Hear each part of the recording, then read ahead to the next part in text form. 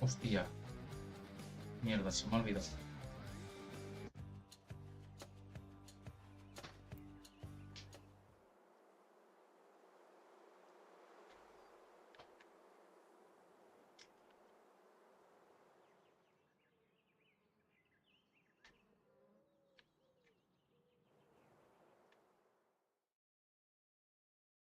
Mierda.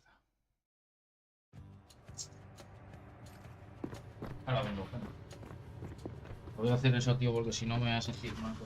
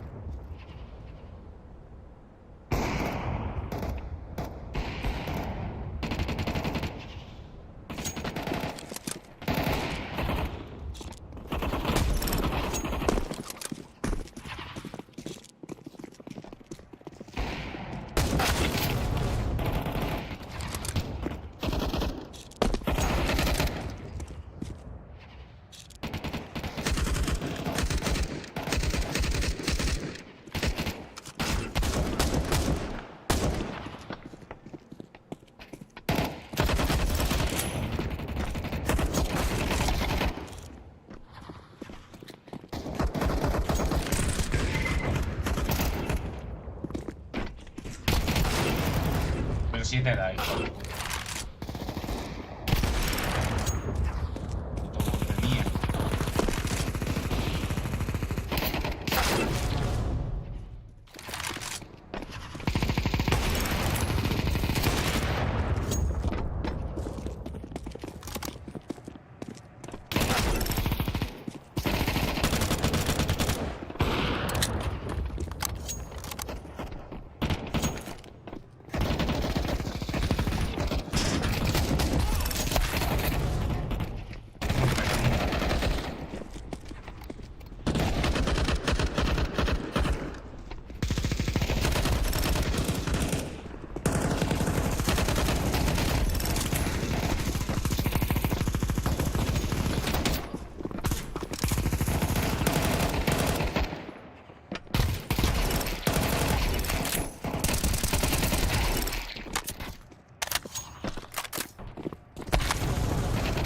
Mata al otro de atrás, tío.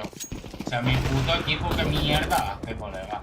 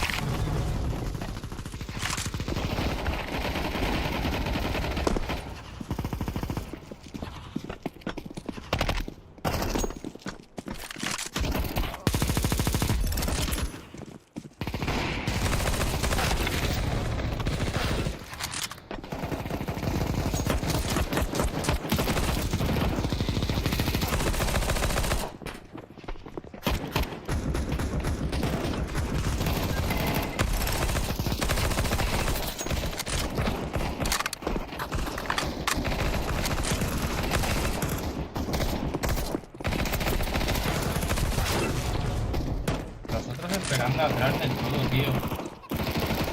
Qué puta barbaridad.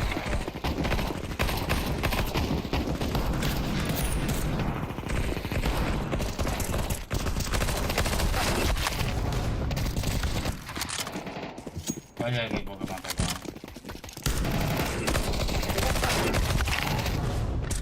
Tío, que está el otro ahí al lado, macho. Y no lo mata, tío.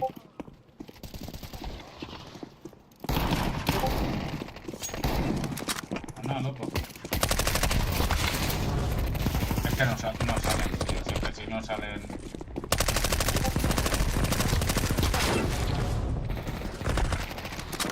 Paso.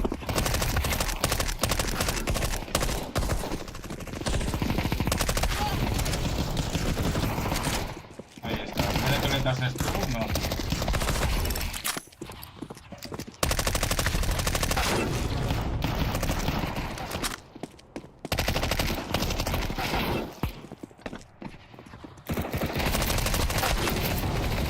Escúchame, tanto el medio. ¿Qué está haciendo el que está ahí arriba? Este French, este.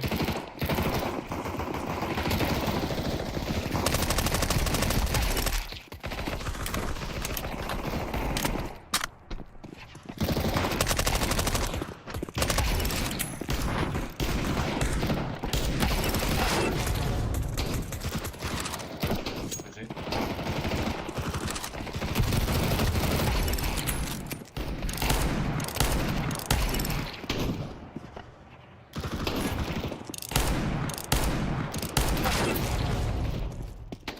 Va corriendo y me mete presa.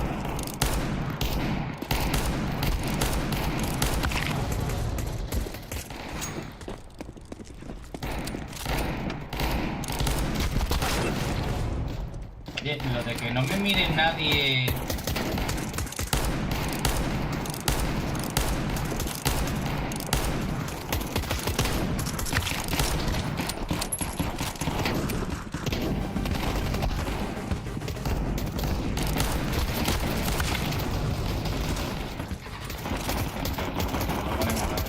Míralos todos aquí metidos.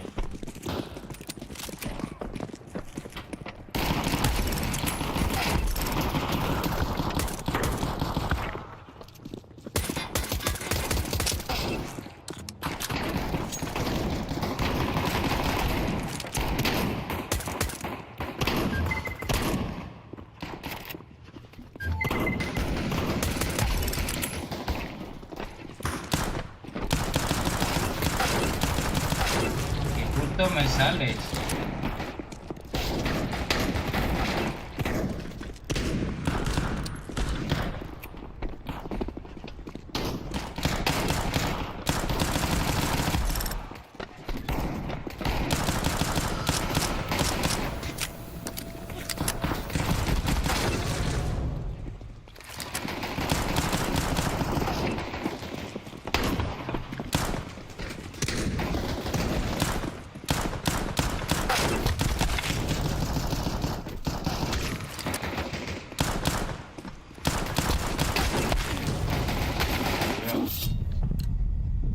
Vaya equipo, chaval.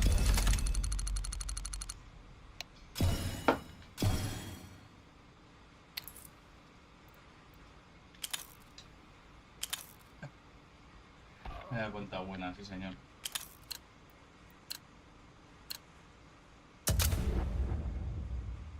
Perfil privado. Holy fuck. ¿De quién coño está?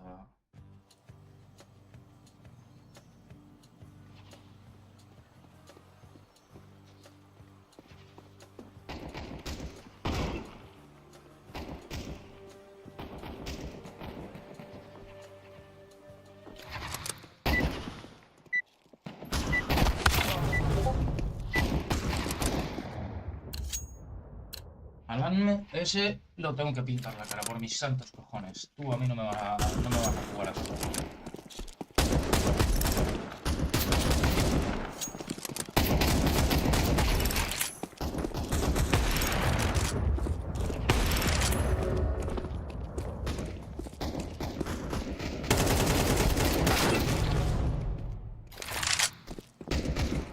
No le disparo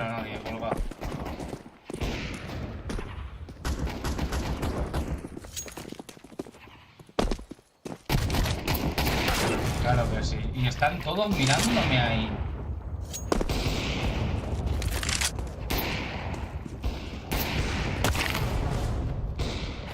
Vaya puto.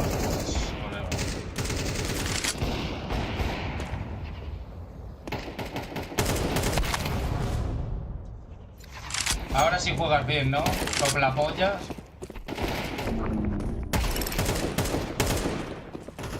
Yo de verdad, tío.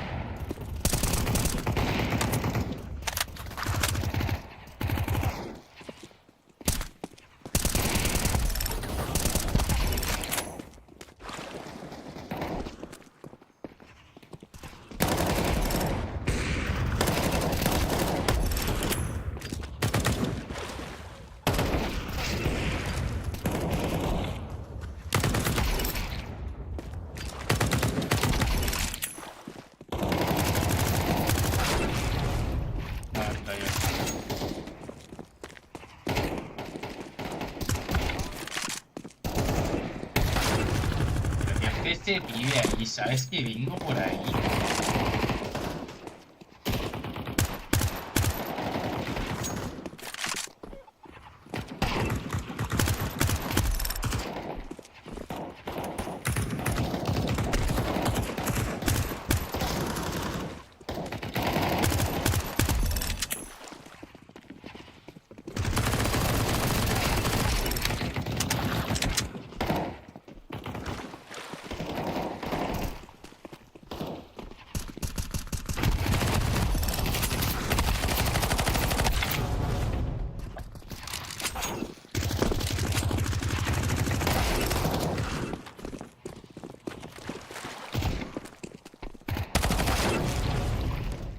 Estás esperando ahí.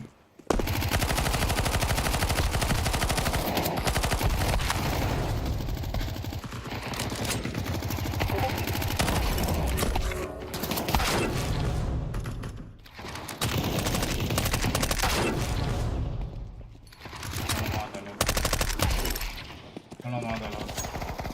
Robot de mierda.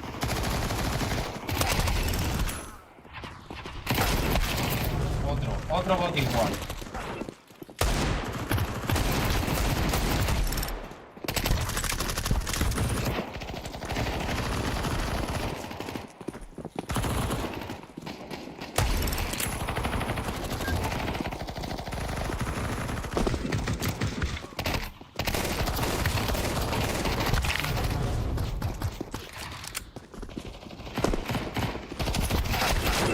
Pero tío, ¿qué hace las sneakers?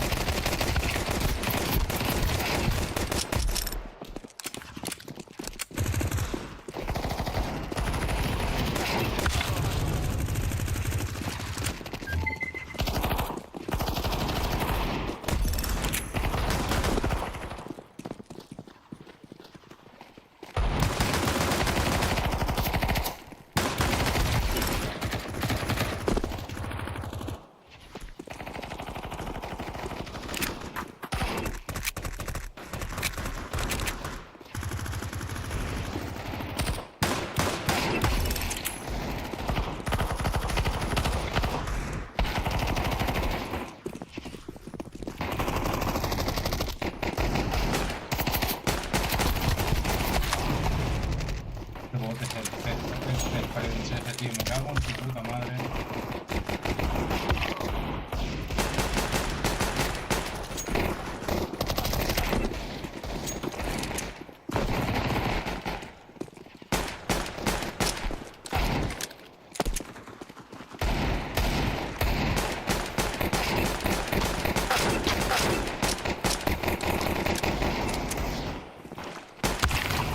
¿Me mata? Uy, la net.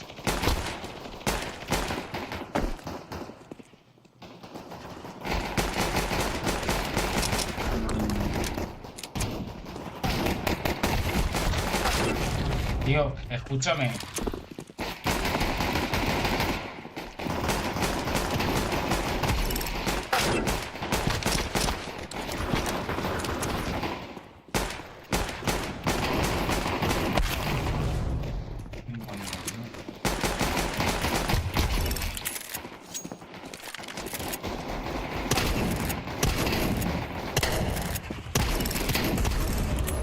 Bots.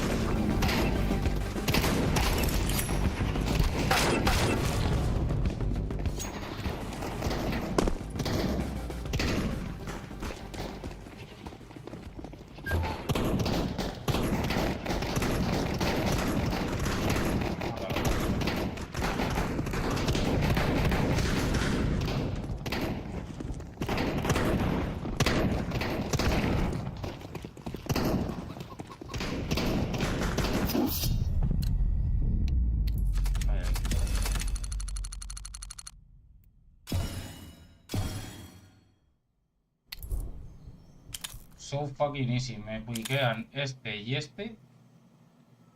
En fin. Los delirios de grandeza de los Portus. En fin.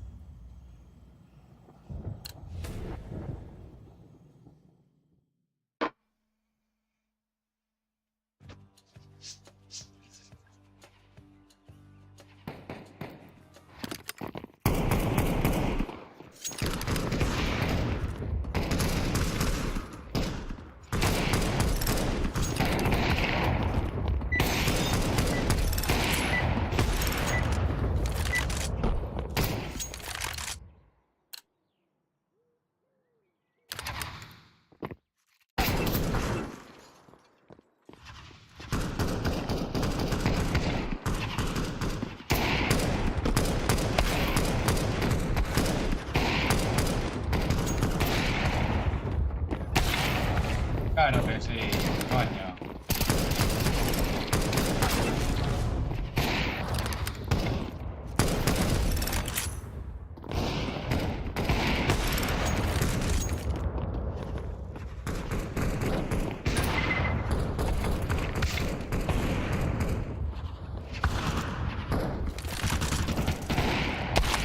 Dime, ¿todavía estás esperando?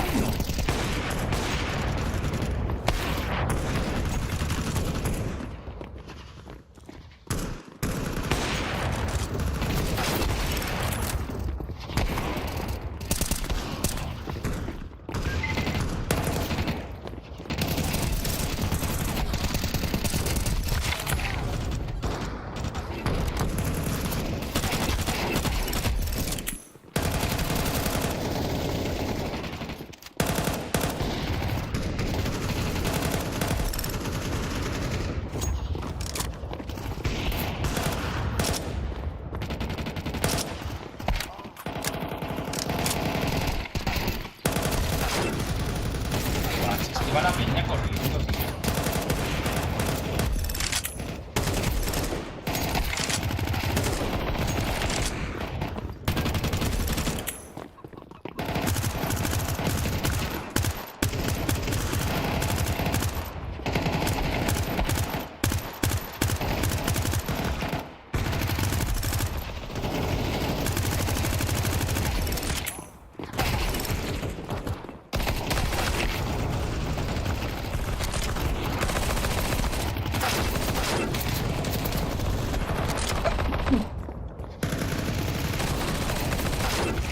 Qué biter que son, chaval.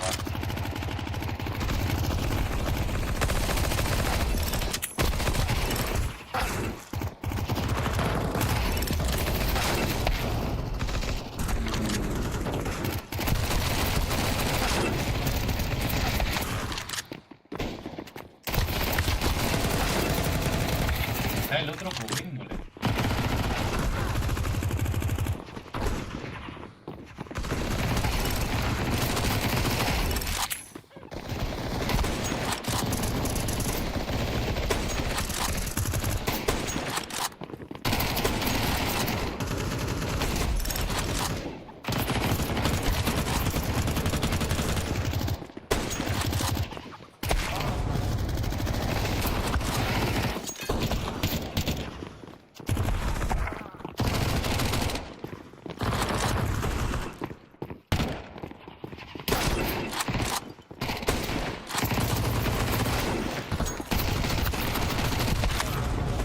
el pincharo ese.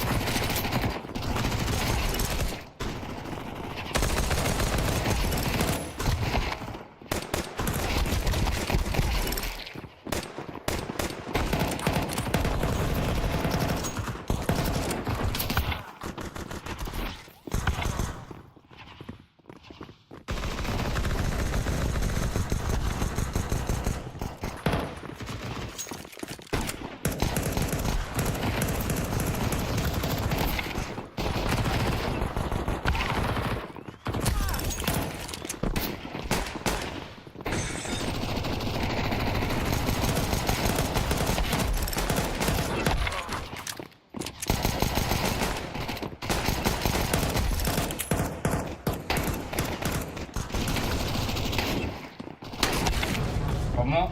¿Cómo?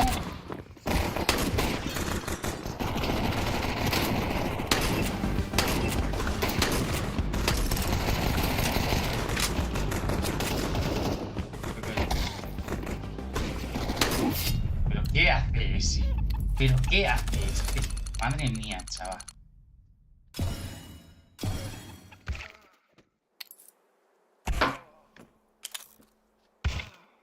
¿Qué haces? El curso se queda aquí medio gilipollas.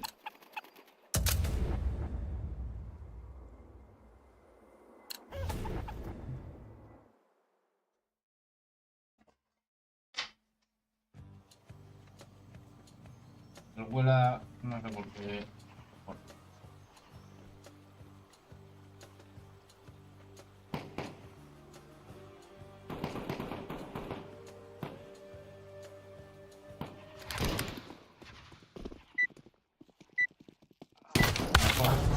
Sug my dick. Sug my dick. Mejor. Vete.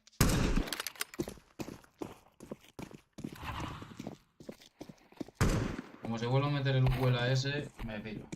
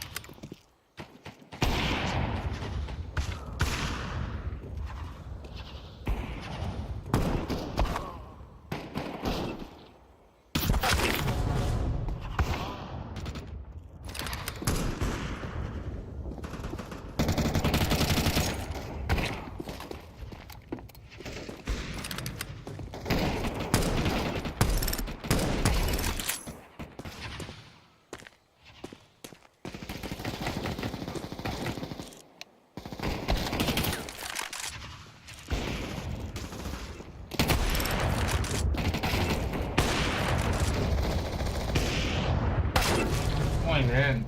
Poniéndose el bot aquí.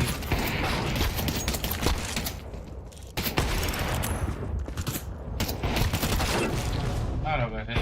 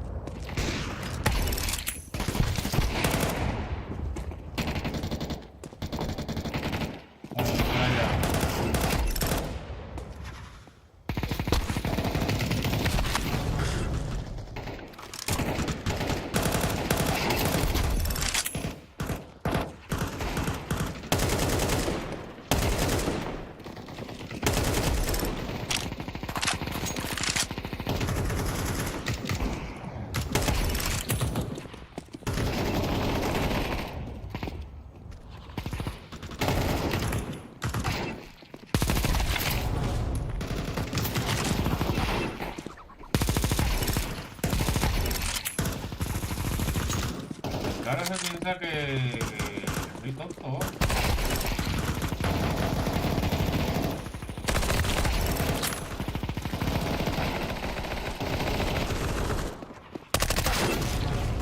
Y este me sale aquí piqueando.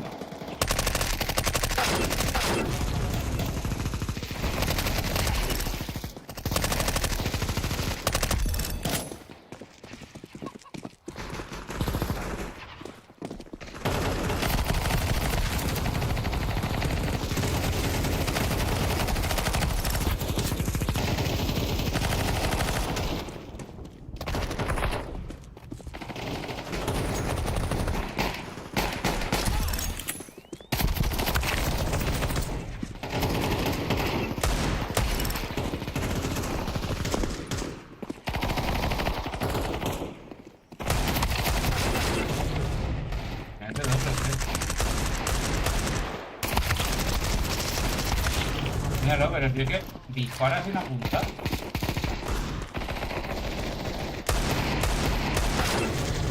Otro igual que dispara sin apuntar. Bueno, qué divertido.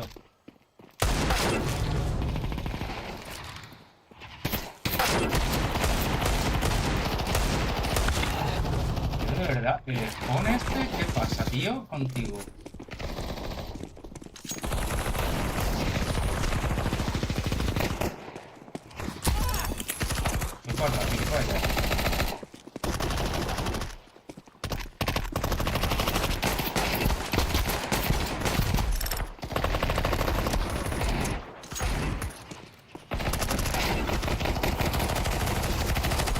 No tengo taser.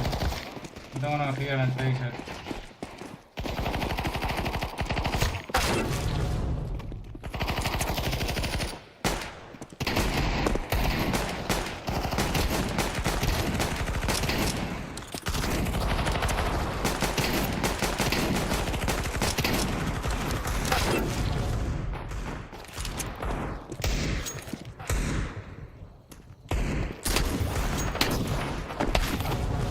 Sale el otro así.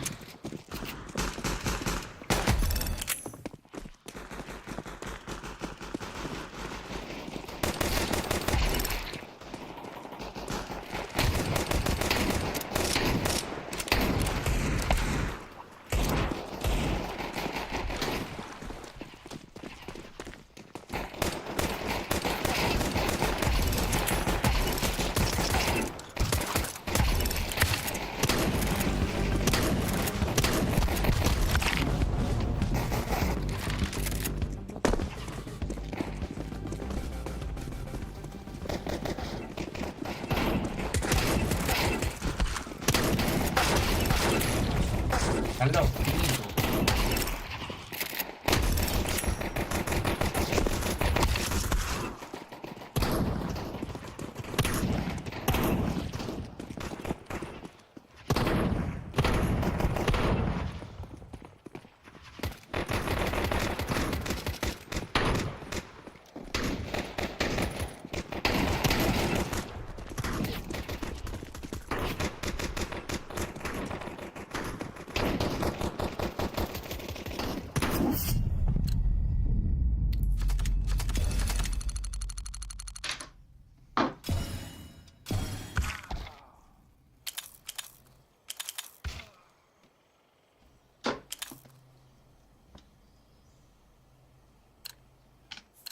Estoy por salirme de esto.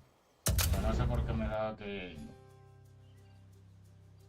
Estoy tocando gente que se mete muy tarde. Y aparte muy mal. Hostia, Fade contra Heroic.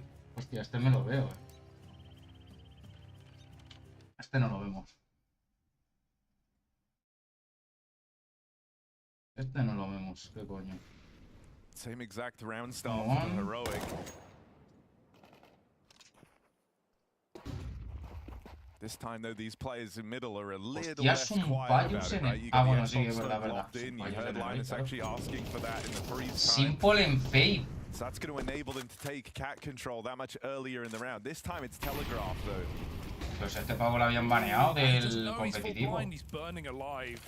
It's awkward. Linus should be going in first now. He's set up for trades. Simple has got to watch out. That flash is an info flash. They won't fire off it. They won't reveal how many numbers round this corner as they set up smokes. Heroic already. Es un fallo de español. Para que no lo sepa. Simple underhands his smoke out around at the car, gives himself a little bit more room to work with. The orb strikes early in this exec. And Heroic already lacking the manpower. Simple still raring to go. Managed to cross players into the site. But they need to use all this util, burn everything just to get this bomb planted, try and tee themselves up for a 3-on-5. Long is off limits. Simple and Carrigan own this with 2 scoped weapons, so you're not fighting for that control anytime soon. Carrigan's in the kill feed now. They know about him as well. But the numbers start to dwindle here for Heroic. A lot of time ticked off this bomb, sure, but they've got to buy even more of it because FaZe are coming, and they're coming in with a vengeance. Rain opens, it's just some pious, and he is boxed in. Can't find a thing. FaZe get out with 4 players standing and a successful retake there in towards the A site. Frustration for Heroic. Oh, it's got to feel really good for FaZe to be able to win those rounds as clean as that. I thought... Okay, I thought that was going to be a bit of a problem with the Liege going early before his team getting picked and giving Heroic a 3-on-4 in the post spot. They felt almost favored, but like you said, they had no position, no control, no long, no cats. And FaZe are slowly closing the net. Clean retake again from FaZe. Hostia, es que FaZe ahora, cuidado. El Liege es muy veterano y Simple es uno de los mejores del mundo. Cuidado.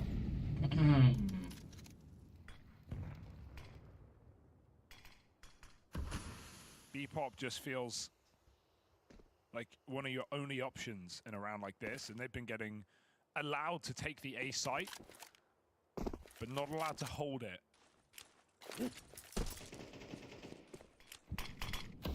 Into B to keep the attention, but it's all about this smoke push. Frozen makes it out towards the back of Plat and is able to just trap them in the mouth of the tunnel. They get past him, sure, but there's still Rain to worry about. Linus dead in middle on this lurk. They make it past Rain, but Elige looks like he wants to play through early. Burns down a half. Plant can still be found here for Heroic. It's a while away, they've got to wait for him. But he's coming in on a big old backstab, and he gets to do so quietly. Simple gonna link up with Carrigan back in the tunnels. Are you ready for 2 players coming from this position? X-Flat steals himself away, swings out now. Simple gonna catch him on that jiggle. It's just some pious, 2 kills to his name already. Needs the ace clutch and he can't get past the Simple AWP. Carrigan is hyped up, and justifiably so. FaZe just can't seem to set a foot wrong. Yeah, they've planted their feet in Austin, and they are looking good right now. Every player finding really clean kills, holding their positions well, and even Simple just looks more comfortable with more prac time, with some officials under his belt.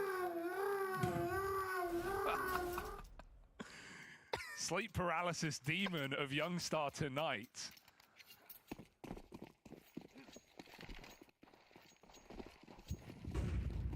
7-1, desperate times for Heroic. Are they going to amp up the ante on long? Late smoke on the Molotov. They go sending. Carrigan's going to have to come through this smoke, but they are full blind, and they are already dead.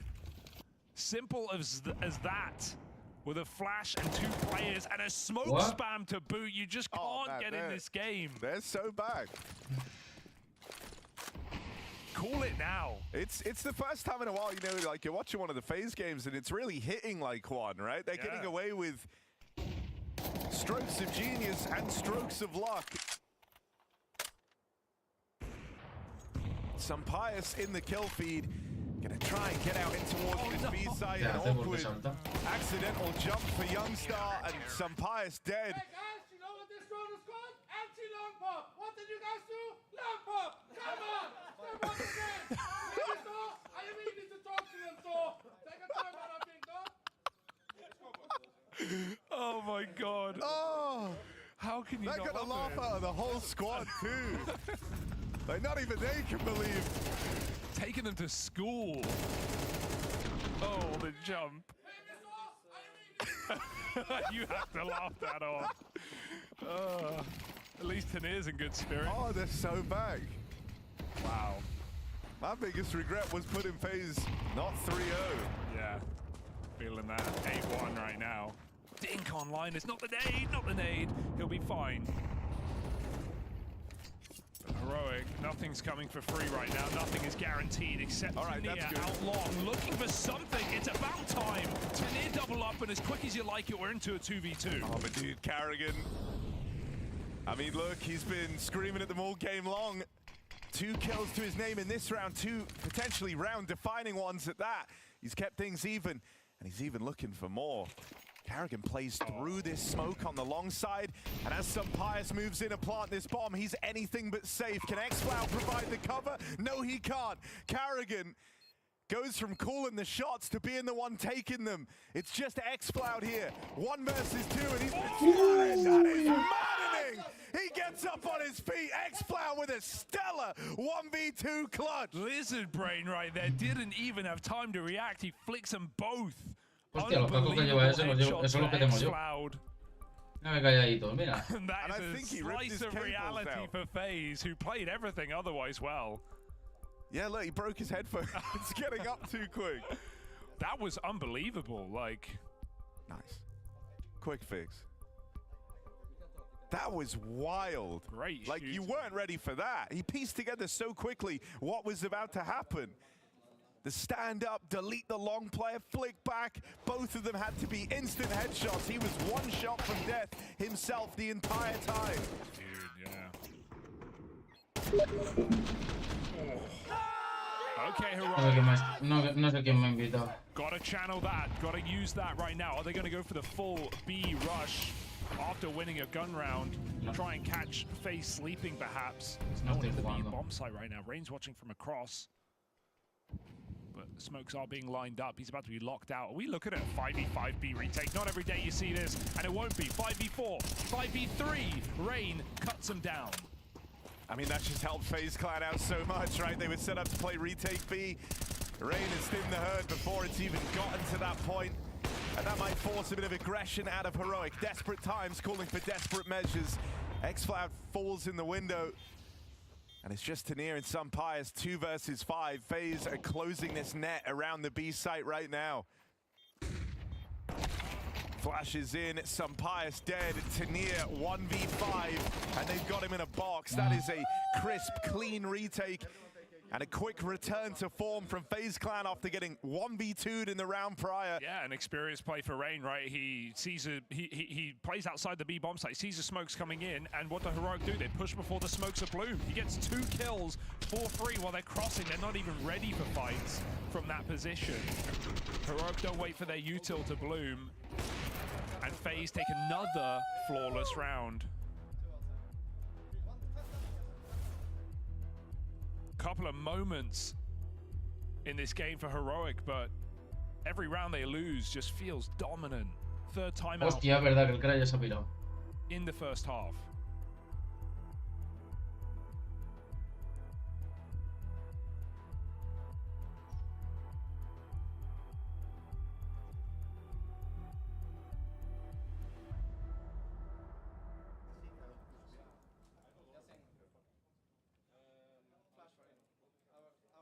I mean, I don't want to say it, but Simple up towards top of the board for the side of FaZe. Whole team looking good around him. Youngstyle on the other side for Heroic, 1-11.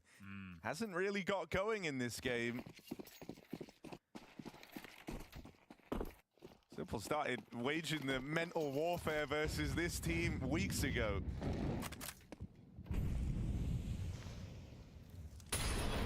He's getting aggressive, plays ahead of the short molly. They have no idea he can be on this timing. He loves to do this. Very aggressive. Simple finds one. Don't even know how. Pius dead. Spammed out by the Simple orb, and even more aggression. Simple pistol whips xCloud out of the round. See ya. Would not want to be a Heroic, because this one's going to end sour. No, 4-on-1 for Tanir. And no breaking through this indomitable FaZe right now on Dust 2. A BO1 that FaZe are looking to make quick work of, and so they will. 10-2 on the half. Welcome back to Counter-Strike Simple.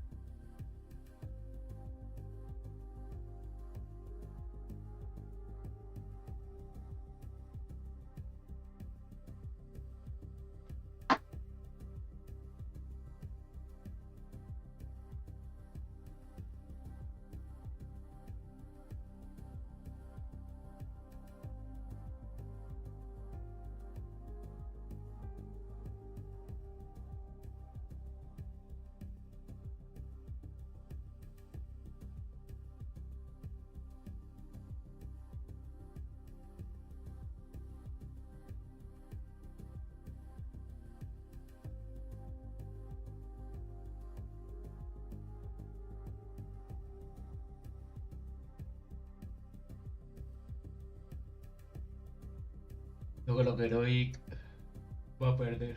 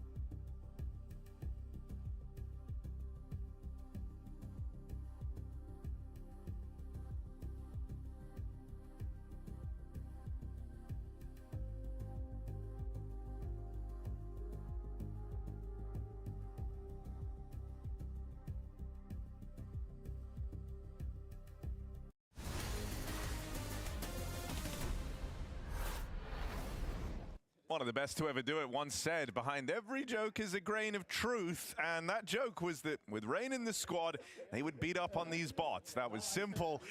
It's more than a grain, Hugo. He's got the whole farm right now. He is looking right in his assessment. 10-2 in this grudge match opening. FaZe are leaps and bounds ahead of Heroic.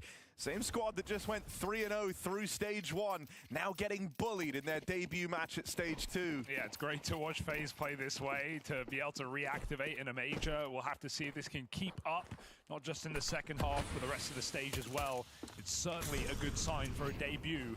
No slow starts for FaZe, fast out middle, up to the catwalk. Behind the Molotov sits xCloud, and he gets himself a kill. Burns out ultimately. 4v4, out long late for FaZe. Linus is here, and he's got nowhere to go. He's got to fight, and Simple will meet him there. FaZe starting to scale, and Sampius alone. Oh, he's heard Elige. Knows he's found this little gap to get past him. Gonna try and spam him out, though. Thanks, says Elige. You just given me the sight. So now FaZe move in. They get to do so virtually uncontested. Just down to 3 on this retake. Heroic moving in, everyone up through the catwalk, and FaZe get this info now. Just gonna peek and swing together. Elige gets rid of the first man. Young Star dinked up, brought down super low. That's a crazy shot from Tanir, but he's gonna need a couple more. Oh my God, he does have it in him. All 3 for Tanir. Nails them all. And you gotta say something back, because that's unlosable. That's unforgivable. That is never supposed to be Heroic's round. 2v4 in the final seconds. He also ripped his headphones out, but the stressful part is he was trying to defuse the whole time. Yeah. He's like, yeah, don't let go of defuse, man. That would have, yeah. But don't worry, it's fine. He Hostia, did. Heroic están tildados, pero tildados bien. Okay, that's just added a layer of spice into this game, and you felt like FaZe had already won it. Did I just hear bots? A ver, este mapa es muy CT, la verdad. They did just call them bots. Pues rotas muy rápido. That's an interesting move to say that. 3-10 down, but let's... You know, buy in early, man. Buy in early. You gotta believe. Let's see. Oh, Orpin second round, making a statement. No helmet either. Sampire still finds Simple. That's such a cocky buy from Heroic. I mean, this second half is a real potential to get super fun. I think that FaZe Clan, you know, bringing their A game, and this one feeling a little personal. It's going to make for some scrappy rounds, you can imagine. Especially now that Heroic actually finds something in this second half. I'm glad it's not a blowout. I want this game to go on just a little bit longer. Yes, I'm with you there. I respect Tanir so much for the 4K defuse. Give some pious the AWP in round 2. That's just unbelievable cool. Up cat now for FaZe. Rain late at long. But there's no way he should make it out. Maybe a Deagle can connect to the head of X-Cloud. Ooh, scary, but Frozen hits it. Long lost. A plant. Okay, great. 2 of them are really low on health. Frozen should have a bomb plant at a guarantee here, but he's decided to delay for a moment. And that has allowed Heroic to close the distance somewhat. But right now, there's only HP on Youngstar. He's got 1 kill to his name. Frozen! Oh! A collateral! Oh, God! Oh, Frozen! Ice cold! And FaZe are back on their bullshit in Austin! That is wild! Never seen anything like this game. The aura, the highlights, the clutches, and the BS, as you say. Everyone's taking part here for FaZe. Full eco win. A collateral Deagle to do it. You called it as well. You said no one's got health, and that's how he wins the round. Youngstar 1 and 4. Está súper fuera. He loses the 1v1. Oh man, the humanity. This is unbelievable, dude. FaZe highlight reel.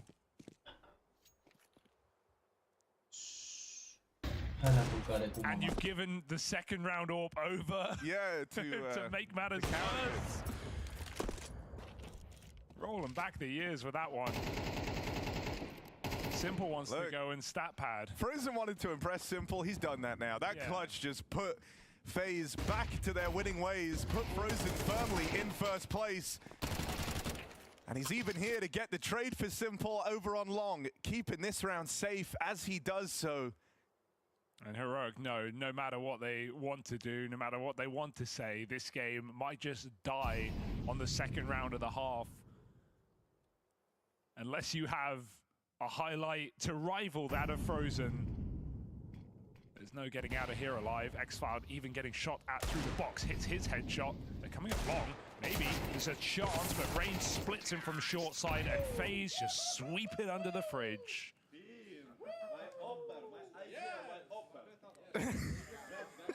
My AWP, my IGL. Oh, it's just such a good watch.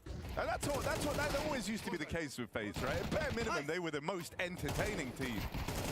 I'm entertained. Yeah, it's give me this FaZe and give me it for the rest of the major. FaZe Clan and the runaway success to open in stage 2. 20-5 for Frozen, 15-5 for Simple as he finds another shot on a jiggle out. The shots he's hitting as well have been really, really clean. Yeah, these aren't the 3 AM Face It demos I've been seeing from Simple. This is a different beast. This is a guy who has something to prove. A fire lit under him, thanks to Heroic. And he is doing good on his smack talk right now. Give him the fights, he'll take them. The whole round is just two guys peeking each other in middle. No one's doing anything. Finally, FaZe say enough's enough. Going for this B play to finish Heroic off. And I mean, you know, this is a FaZe clan who have been in both the major finals in CS2. One of them coming at a time where it really did come out of left field. That wasn't FaZe in their prime, at their best. And now this squad, after disappointment in Dallas in the debut, was simple, but with Skulls in to replace Rain, you weren't confident that they were going to come through swinging, but my God, if this is the form we're getting, who knows where the limit lies for FaZe Clan.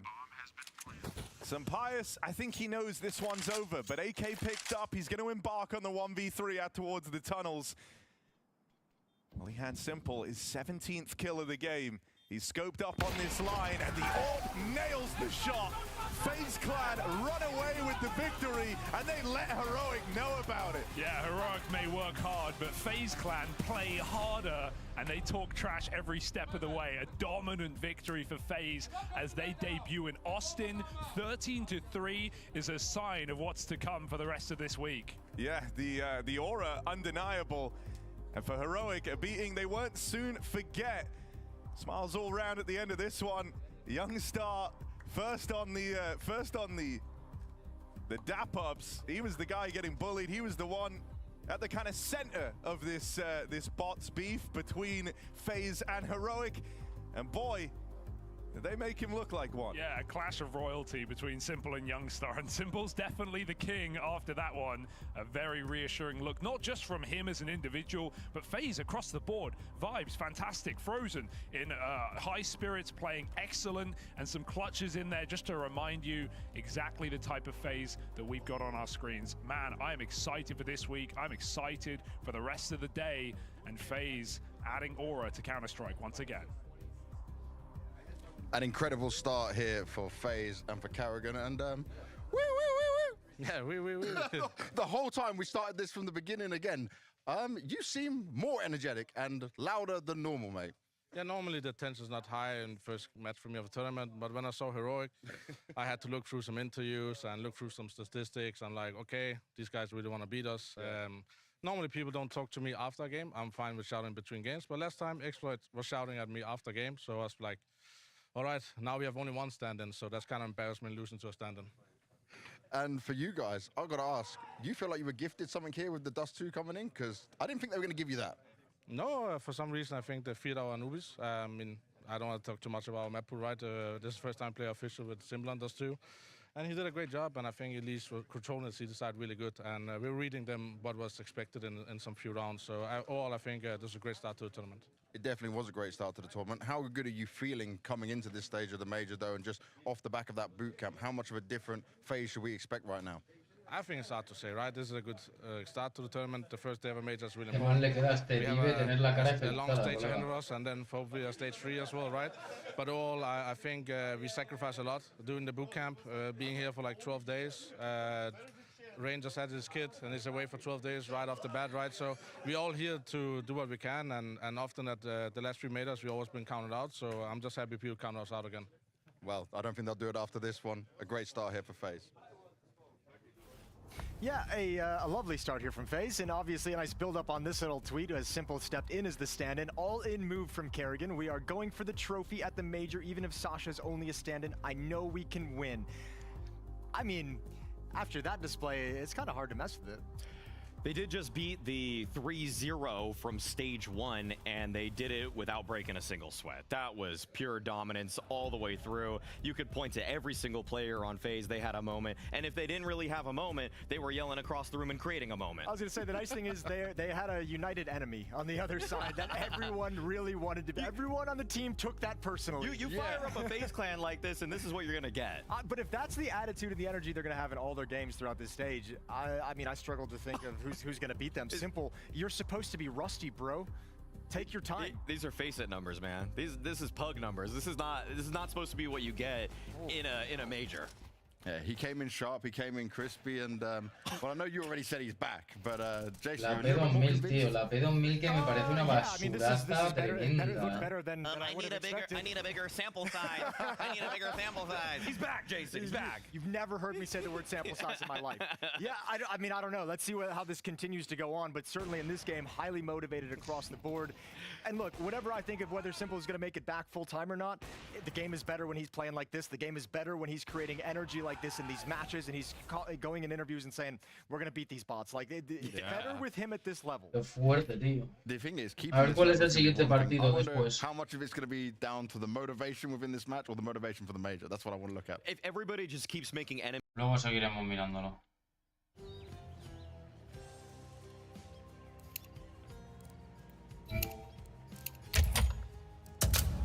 Luego seguiremos mirándolo, chavales. Pues paso de estar ahí con los comentaristas, paso. Además, la comunidad que me ve a mí es hispana, no van a entender la mitad de inglés. Let's roll.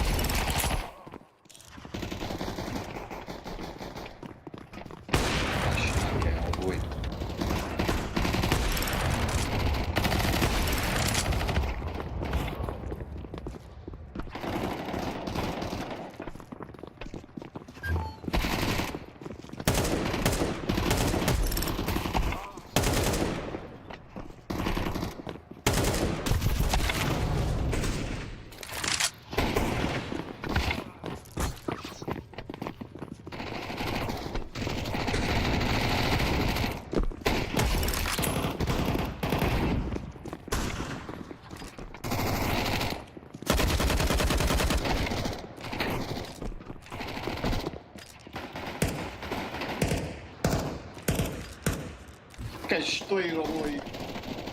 Good.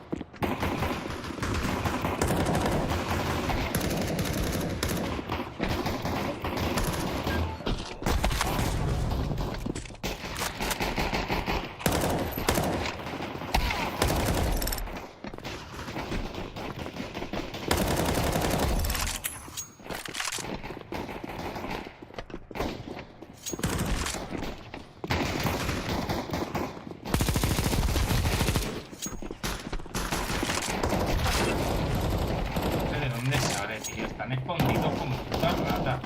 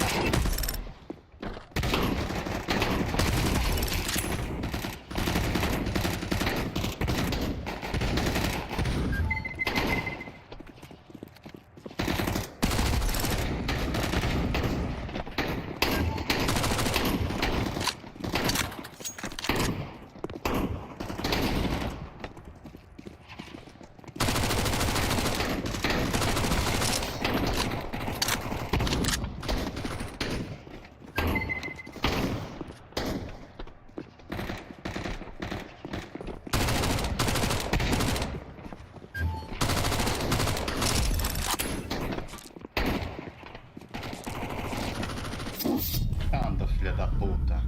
Madre mía, qué bancos, tronco, qué ¿Qué puto pasa, banco. marico? Marica, te la metí y me pica. Para Malta.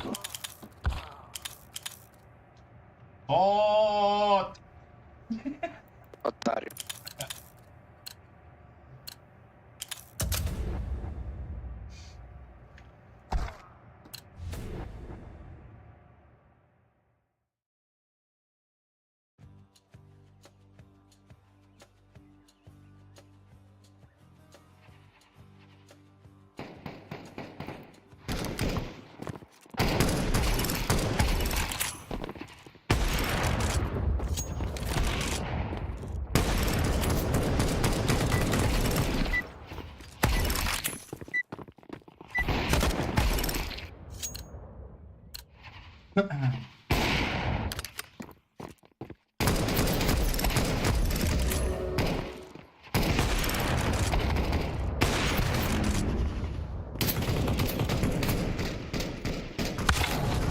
Vaya tela, colega.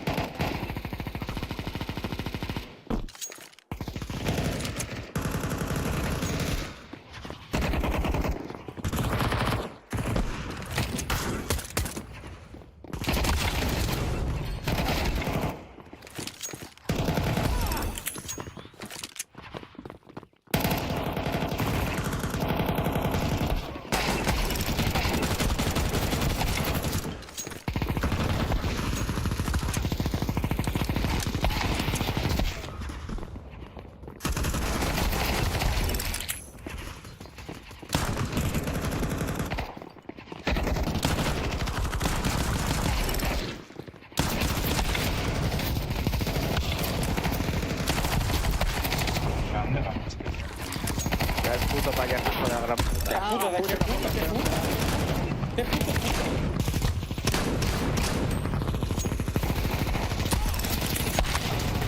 ¡Oh!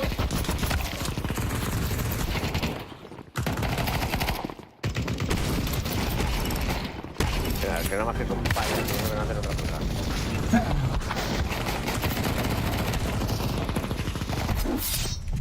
Sopla polla, que no sopla polla. Menuda pintada de cara os he pegado, hermano. Seguir Claro, viviendo. ahí a tope, venga a comer pollas, claro que sí, fenómeno. Vamos ahí, un juego de ermitas y sus máquinas. Vamos, hombre. Ahí está, coño. Chúpame la pija, a tope.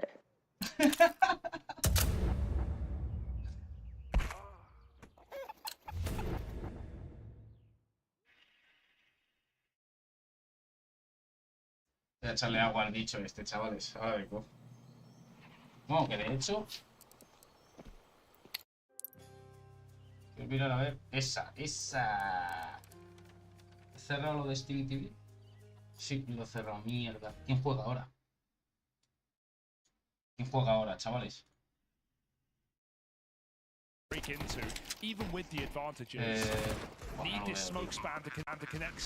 OG contra Virtus Pro. Va, lo vemos. Ahí lo dejo, chavales. Flash through and they play through this smoke in at CT. They're going to deal with the first couple, but they did cross paths with Prison. He now plays through into the back line. Gets away with a lot of damage.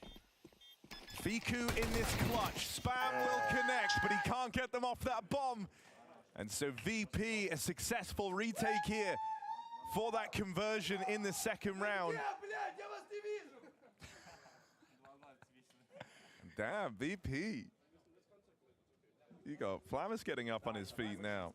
Got something to say. Nice retake, very hard round to win, to be perfectly honest. Comms are panicked. And actually...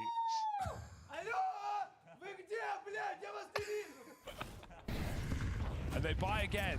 OG want to keep the times rolling. Are they good? Are they bad? Who knows, but they're here. Mac 10s, 1 AK, Fiku trying to force the opener.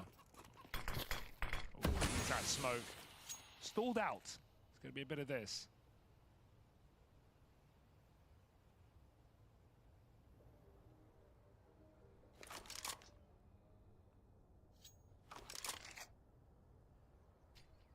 You really don't have a lot of options here if you're OG. Have enough util to cobble together a site hit.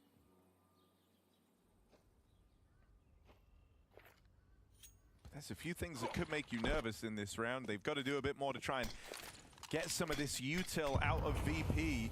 And they'll be doing that now over here towards this B site, forcing some of these smokes and mollies to get burnt through.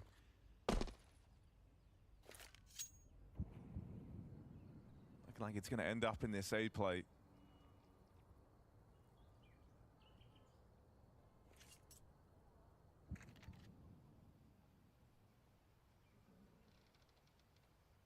Flammus still has nades to work with here. Yeah, 20 seconds, you get a molly down, you're going to really roast this round. There it is. Here's the tag. Yeah, you do a hell of a lot with that. Now you know about the presence of this player in the apartments. He tries to focus up on the short side. It falls to Icy to reel them in. 8 seconds here. You've got to get past Electronic, and the captain just isn't going down with his ship. Electronic finds second life for VP there and stops that site hit in its tracks. Sick sequence from Electronic, right? Some classic Electronic plays. A player who's obviously waned in form since becoming an in-game leader. Well, that's a great highlight there at the perfect time to keep VP in full control of this game. The back-to-back force buys put down by Electronic. Yeah, Slick movement behind the site. And OG game plan has kind of gone astray early in this map. They've got to take an eco now. I mean, look, we just watched Simple roll back the years and look lights out. Electronic is now doing the same. 7-0 to open up this game. And a couple of high-impact moments from VP's captain. Vamos a vaciar todo esto.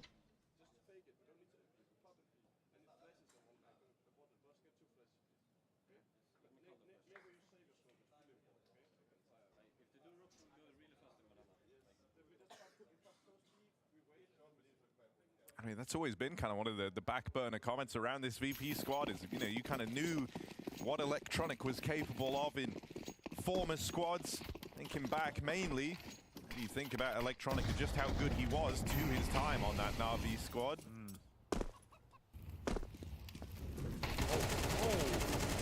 Okay, yeah, it worked. He got out as well. Flit just pushes ahead of that banana smoke. ¿Quién te da salami? So Gitano. 5v4. And we have Prison calling something to be with some kind of pop. He hecho la... Espera, la repito. Third rotation coming over to that B bomb site for VP. So the time is now. ¿Quién te da salami? Gitano. Qué chaval. Espera, voy a apagar esta puta mierda y hacerme el piti. Luego más tarde te diré, porque esta se ha echado la siesta. Ah, vale, no, sin problema. Dios, qué liada, pero que yo no sabía que necesitaba ahí uno. ¿Sabes qué pasa? No, pero si ya no es eso, sino que ella, antes de tener el C3, tuvo un León Cupra gasolina. Ya, pero León Cupra gasolina es un V6 y eso traga como su puta madre. Entonces, ¿qué pasa? Que le he dicho, oye, Cari, el Cari está vendiendo el coche. Y me dice, ¿qué dices? ¿Qué coche tiene? Digo, pues tiene un León. ¿Ah, sí? Digo, sí, tiene un León. Digo, lo único que creo que es gasolina y no tiene pegatina. Y me dice, pues no sé, pregúntale por qué lo está vendiendo. Pero que te diga si le pasa algo al coche. ¿Sabes? Porque ella ya te digo que tuvo el León hace mucho tiempo, el Cupra. Y estaba súper contenta con ese coche, pero vamos, que te lo voy a decir, que el León, el tuyo será como el motor que tiene ella, 1600, gasolina, 90 caballos. Claro, sin turbo y sin nada. Entonces, el consumo es normal. Exacto. Claro, entonces tú le echarás 40 pavos y... De hecho, ahora consume un poco más, pero porque tengo que cambiar los filtros hay que cambiar los filtros del coche. Sí, bueno, pero eso no vale nada, vale 10 euros cada filtro. Mira, ahora mismo, sinceramente, para que el coche lo puedas mantener, lo puedas tener otro año más, lo que tienes que hacerle al coche es el mantenimiento, los filtros y pasarle la ITV. Ya está, porque no le paso la ITV porque es lo que le he dicho a la Ana. Es una tontería pasársela si no lo voy a utilizar. Ya lo sé, sí lo sé. Pero las ruedas están perfectas, el coche está bien. O sea, tú ahora mismo coges el coche. Yo lo que más me interesaba, porque claro, si ella ahora hace obceca y se lo acaba comprando, yo lo que más quiero saber es el tema mecánico. El mecánico está perfecto, hermano. Lo único ¿Y la que distribución? se rompió, por eso te digo, lo único que se rompió fue el embrague. ¿Y te acuerdas que lo cambié nuevo? Sí. Pues conforme se cambió el embrague, se cambió la distribución. Porque me dijo mi padre, bueno, Fausto lo conoce. Sí. Me dijo Fausto, dice, nene, ya que tienes el coche en el taller, hazlo todo y no lo traes. Digo, pues ya está, hazlo todo. A ver, o sea, lo tiene todo nuevo. Pues luego te diré a ver algo, porque luego la llegué a ella y la dije, oye, pero que eso, que entonces el C3 que... Claro, es que ese es el caso. Y el tema de las luces, pero eso ya fue porque se me puso a mí en la cabezonería. ¿Sabes que los coches esos tienen las luces amarillas feas esas? Sí, las amarillas viejas, sí. Claro, pues a mí se me cruzó en la cabeza y me dio un tic, que yo no quería luces amarillas y lo compré las luces blancas de estas homologadas de la marca. De esas... ¿Cómo se llama, tío? Las halógenas. Exacto. Que es un azul, pero luego se va haciendo blanco. Sí, creo que sí. Sí, las halógenas, como las tengo yo en mi Vamos, coche. las únicas que tenía homologadas que podía poner en el León son las halógenas. Que es como la bombilla normal, pero en vez de ser amarilla es azul. el De blanca, capuchón sí. es azul y luego la luz se convierte en blanca. Sí. We don't get the OG that we've been seeing in stage 1, like very fast CS, very reactive CS. It's not the map that allows you to do that. I think, you know, there was always just Y yo la verdad es que el coche no me pasa nada, lo que pasa que es lo que, con lo que te he dicho, se me queda pequeño, esto está la polla del coche, al ser tan bajito aquí en Villena, en todos los badenes, en todas las cosas, roza, y esto está la polla, tío, de cuidado, cuando voy al campo de la Virtu, tengo que ir a 1 por hora, porque es que si no, cualquier piedra, cualquier mierda revienta el bajo del coche. Ya. Que no, esto está los cojones. Encima somos 4, no caemos en el coche porque Que sí, sabes que sí. que nosotros Luego va a somos poner a la grandes. niña y meterte tú en la parte de atrás. Las Claro, puertas de claro, atrás claro. son pequeñas. Es que eso es un coche deportivo, no es familiar. Familiar sería a lo mejor el Astra mío. Que hasta la gente de atrás va cómoda, ¿sabes? Sí. Y aún así es pequeño el mío, porque culo no tiene. Y entonces el maletero es muy chiquitito. Y entonces vi el anuncio este de la Azteca, subfamiliar, tal, y dije, escucha, pues vamos a probar. Y resulta pues que probando, pues que le han dicho que sí. Digo, pues mira, por 240 al mes no me lo pienso. Y me quito de lío de que si coche viejo, de que si el año que viene se rompe X, o no se rompe, o lo que sea. Bueno, los coches viejos sabes cómo son, que igual están Sí, lo sé. de muchísima madre, que igual te levantas un día y no va. Yo. Se me fue la batería, que te acuerdas que te dije, hostia, se me ha ido la batería del coche. Y la compré nueva, de la marca, y la que usa el coche, así que... Si es que todo lo que le ha pasado, yo lo he dicho siempre. Como lo barato siempre me ha salido caro, siempre me lo he comprado todo nuevo. Pues como he hecho yo con el Astra. Lo que pasa es que a lo último el Astra, pues yo se lo hice todo nuevo. Claro. Y se lo hice yo. Hoy estaba hablando con un compañero de trabajo y me ha dicho, ahora cuando lleguemos a la base, dejemos el camión, me lo enseña. El chaval se ha subido, lo ha arrancado, me ha mirado, dice, ¿en serio tiene 25 años? Digo, sí. Dice, hermano, pero si el coche ni tiembla. Digo, es que el coche está cuidado. Digo, si el problema es que lo tengo lleno de mierda porque soy un perro y no quiero lavarlo, pero que el coche está perfecto. Se ha caído esto, ¿no? Vale. As VP's orb sings. Very smart clutch for Icy as well. Really takes his time with that. Pues luego te digo algo, porque ya te digo que esta ha sido decirle eso y parecía que estaba CK con el coche, tío. Lo único que eso, que el viernes ya se queda así seguro, se queda sin nada. Todos los putos rusos jugando al counter, tío. Todos los profesionales son rusos, me cago en la vida. Si lo vendo por 1000 euros para pagar la tasa de circulación de este año, que me ha llegado, el cambio de nombre y el seguro del nuevo. Sí, sí, no te digo que no. Si lo único es eso, que es que ella el C3 le gusta, gasta poquito, es chiquitito y como ella ya tenía el Seat León, pues eso. Y le he dicho, pues lo está vendiendo y me ha dicho, que lo está vendiendo. Y digo, sí, me dice, ¿en qué precio? 1000 euros. ¿De 1000 euros? No sé qué. Digo, sí. Digo, lo que pasa es que yo no sé si tiene algo, tengo que hablar con él. Y me dice, pues háblalo con él porque sí, porque es posible que me interese tal.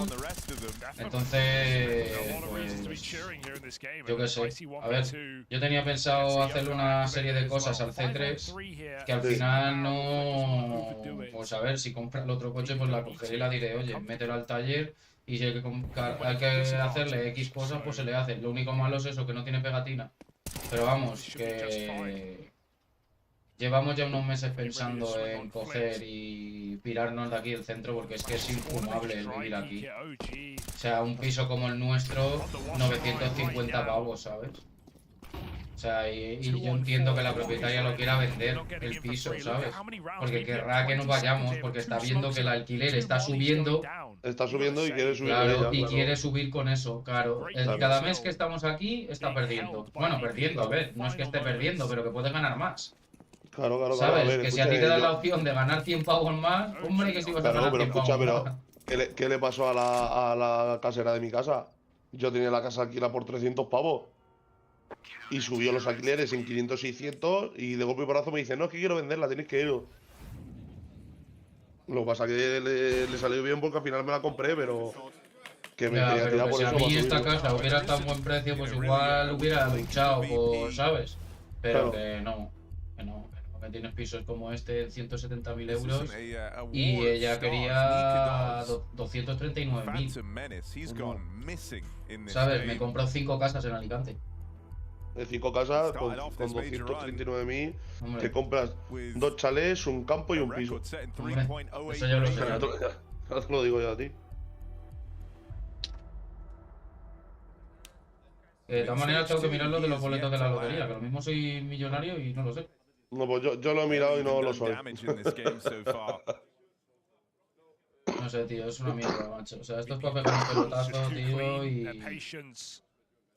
eso, y vivir de una empresa, tío. Ya está. Pero es que aquí en España cada vez está peor. Aquí en España para montarte una empresa tienes que ser moro o algo de eso. No sé, tío, yo no sé por qué la gente quiere vivir así, en serio. Es que no entiendo. No entiendo, tío. Es que no lo entiendo. No lo entiendo el hecho de estar así, tío, y que vamos en decadencia y la gente parece que le da igual. Sí. O sea, no sé, parece que le suda la polla a la gente.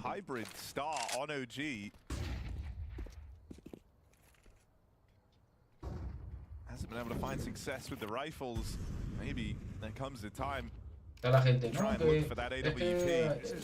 hay una inflación y no sé qué, pero tronco, habrá que pelear. O sea, habrá que salir a la calle y quejarse. O sea, es que no entiendo, tío. Aquí solo se sale a la calle para cosas de homosexuales, de me siento cafetera y mierdas así. Me siento Nespresso Dolce Gusto. Escucha, hoy lo está hablando porque el chaval con el que me ha tocado, la verdad que hemos conectado que te cagas. Y hoy lo hemos estado hablando él y yo. Para vivir bien, tú coges, te vas al ayuntamiento, dices que te quieres cambiar el nombre por Hassan no sé qué, no sé cuánto, y que te sientes moro. Que te sientes moro. Y que me den las ayudas de los moros porque yo me siento moro. Y a ver quién te dice que no con la ley no vas a quedar.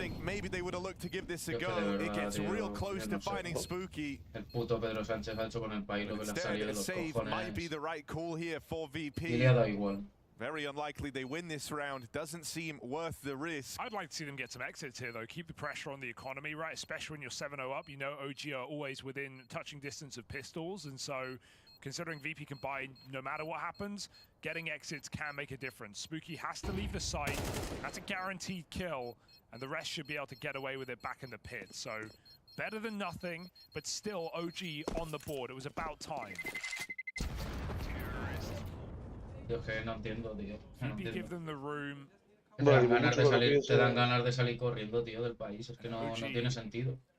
Y por mucho que lo piense, ya te digo yo, que no lo vas a entender. For a limited bit of util OG had, they used it very well as well there. Flushing out the AWP, Moto smoke.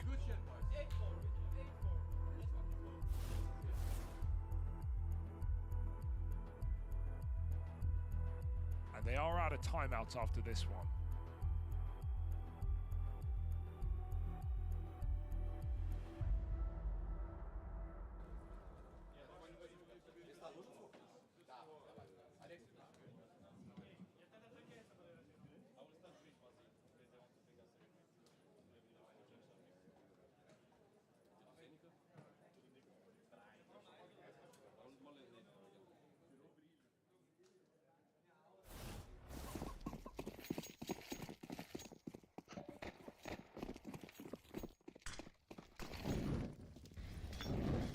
Compárteme el Discord y lo vemos juntos, tío. Estoy en directo. Ya, pero me va retrasado. Bueno, joder, me va atrasado, hostia, retrasado. Gilipollas, ya se va a reír de mí.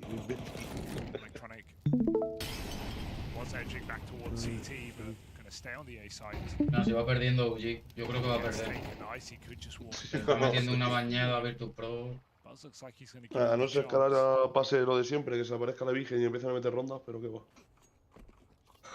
Juegan como muy pasivos, siendo terror, la verdad.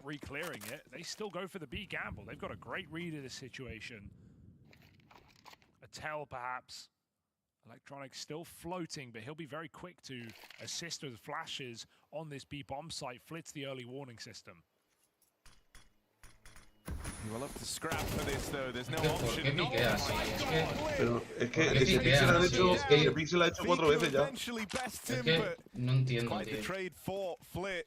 ¿Por qué I piquean know así, they're tío? trying to fake this out, right? They're trying to fake the mid control back into a B hit, but Yo they've no not entiendo qué once hacen. cleared the car position properly with util, and they keep getting punished. Pushed back now with 25 seconds. If Flamus gets his kill, this round is over.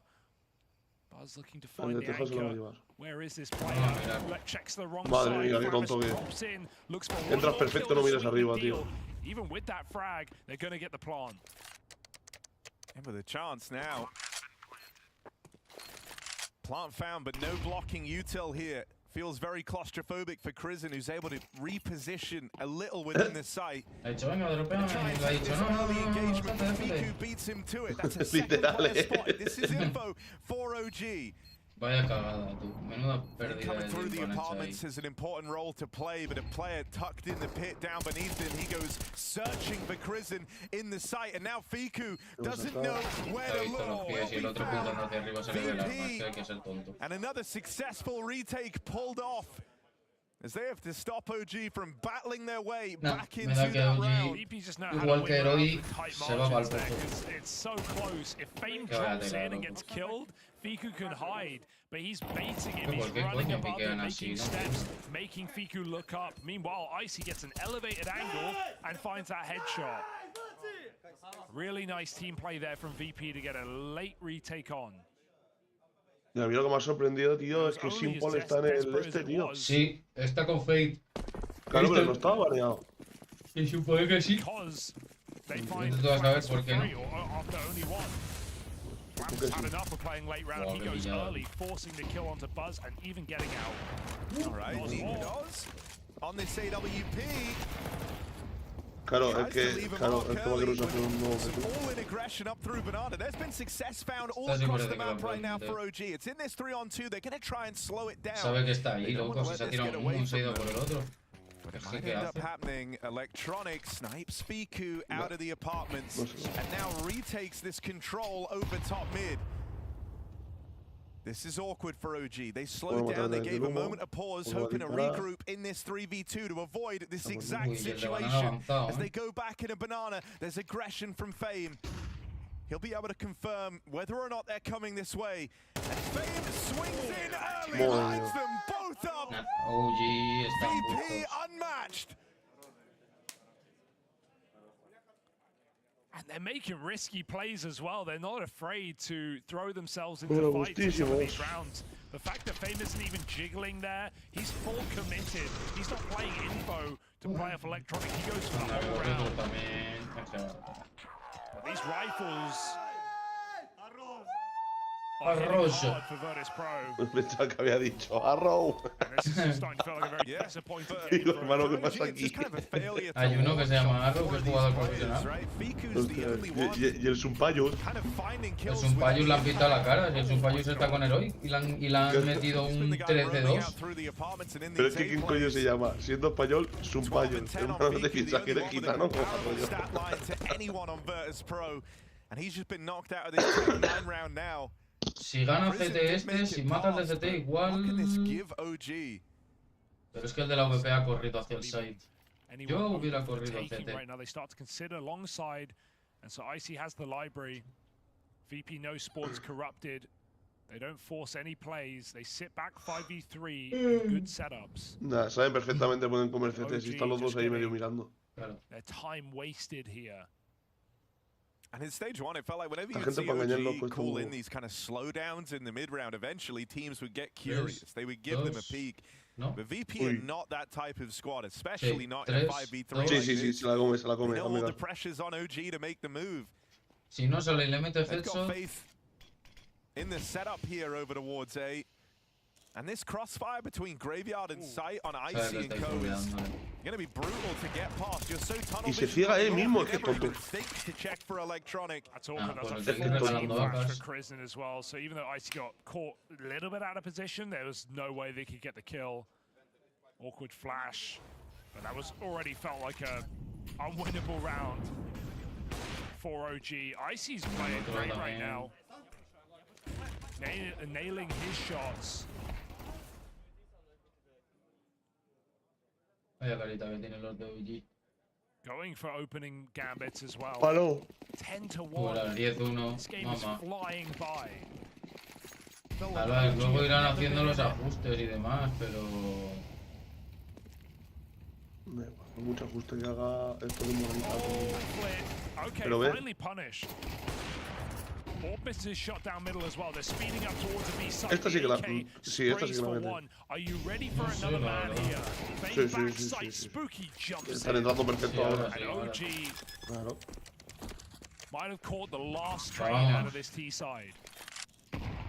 Que atacando tienen que entrar así, si no, no van a hacer nada. Can't save here, Icy. It's the last round, bro. He was running away. Yeah, he did start backing out, but last round, so they're going to throw themselves in for it. They get past Buzz in a banana. Low HP on Nikodos and Spooky. Don't lose this. But it's Fiku with full health, 12 kills deep, that gives you some faith here.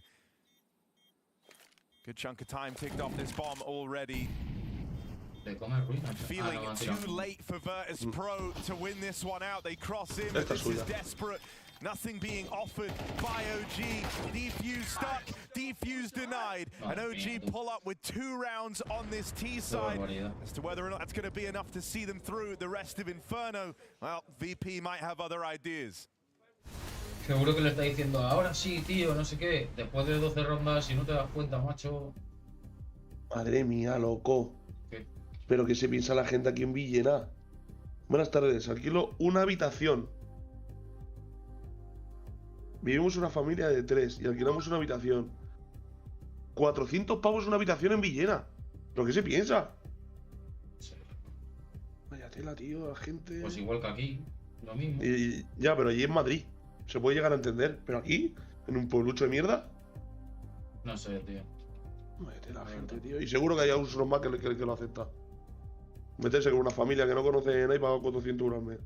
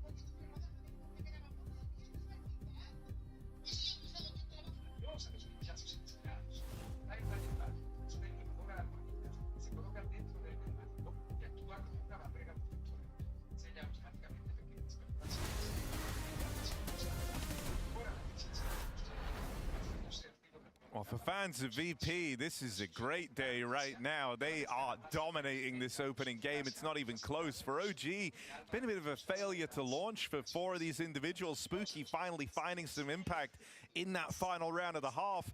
A welcome addition in firepower, sure, but you can't help but feel like it's come far too late in this game. Only Fiku firing for OG, a squad that impressed us on their run through stage 1.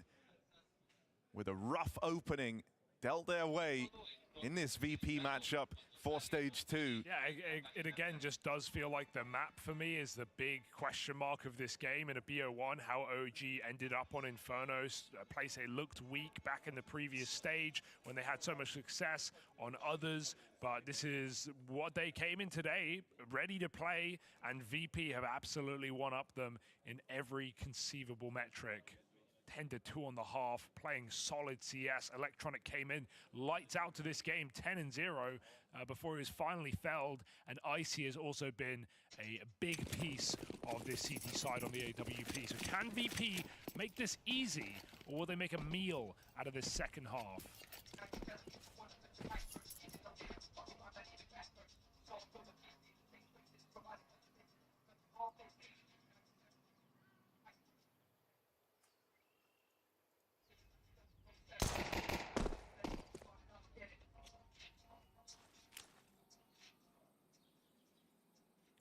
Flit snuck in. He knows he's beat the jiggle, he's beat the timing. There's still cover, but where's the kill? Nothing. He's anti-flash. Crimson late to the party. Still makes up for it. Blows out 2 birthday candles. Can he do any more? No. Bomb plant going to be coming in for VP. And OG asked a difficult question. Yeah, do they have the metal to stick the landing on this retake? Blocked right now is Nika does, but he's waiting for his teammates on the banana side. Molly on the bomb, cheeky. There's no kit. And Electronic is just waiting as long as he can, letting his teammates take the contact first. That's 2 players spotted in at the back of Dark. Nikados has to try and deal with them, but Electronic's got the cover. That Molly's come out. No te creo. Knife to a gunfight, and he comes out smiling. That's a statement right there. Didn't even need to do that. The Molly already won in the round, so he gets style points on top of a 10-round half. That's a great round for Electronic. Add it to the many. And Flip realized he hit some great timing there to sneak in past the jiggling CT.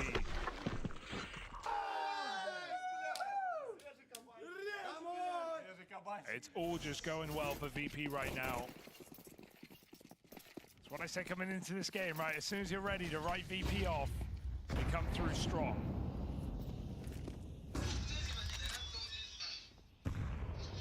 Still higher mountains to climb, though, without a doubt for VP. The fashion in which they're playing right now is very reassuring to a team whose stock was low coming into the major. Yeah, you know, and I think it's also like who you're getting performing right now. Fame looking really, really solid. Electronic there alongside him. They're the 2 riflers that have been having a lot of impact. Icy's AWP also some swings and misses in there, but definitely exerted a lot of control over that first half. A lot of noise made at B, and this stack just rotates. OG had almost everyone at A. They now go back to this B bomb site while VP pull the wall over their eyes. A 1-2 setup here, but if Flamus comes out apps, it's going to be a big problem here for OG. And this is all a fake on the B bomb site, but they are biting down on it right now. Flick gets into Dude, he keeps finding these little gaps. Even the knowledge that he's just crossed paths with a player in this smoke. Spooky's been whittled down. Dead by 1,000. Madre mía, ya aún se lo lleva. Qué tonto, tío. Still, all that info, it confirmed at least. Yo creo able to va a haber relay muchos that equipos que van a tener que triple B seguir stack. mejorando. Snuck past 2 of them. Yeah, and Flamus came out apps, which, as I was saying, if that happens, it's over because. Pero es que lo que yo digo es que UUI no son de los nuevos, ¿me entiendes? Yeah. Que en estas competiciones tienen que tener los huevos curtidos. B for Flip, but none of that really matters. VP bomb plant finding 12 rounds, forcing Deagle saves. It's a bad day in the office for OG.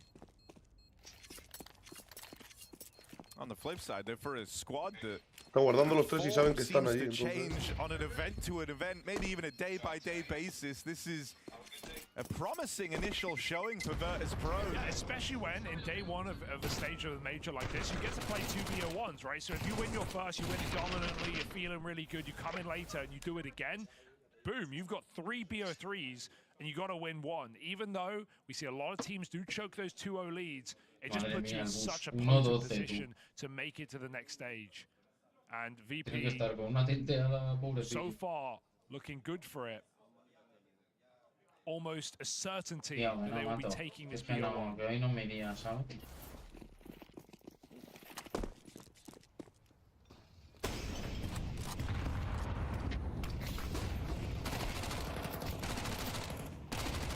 And looking to get there very, very quickly. They're playing with a pace in this round, knowing there's not much to go up against. Bueno, tío, es que no sé qué coño está pasando, loco. Estamos haciendo bien, pero no conseguimos entrar.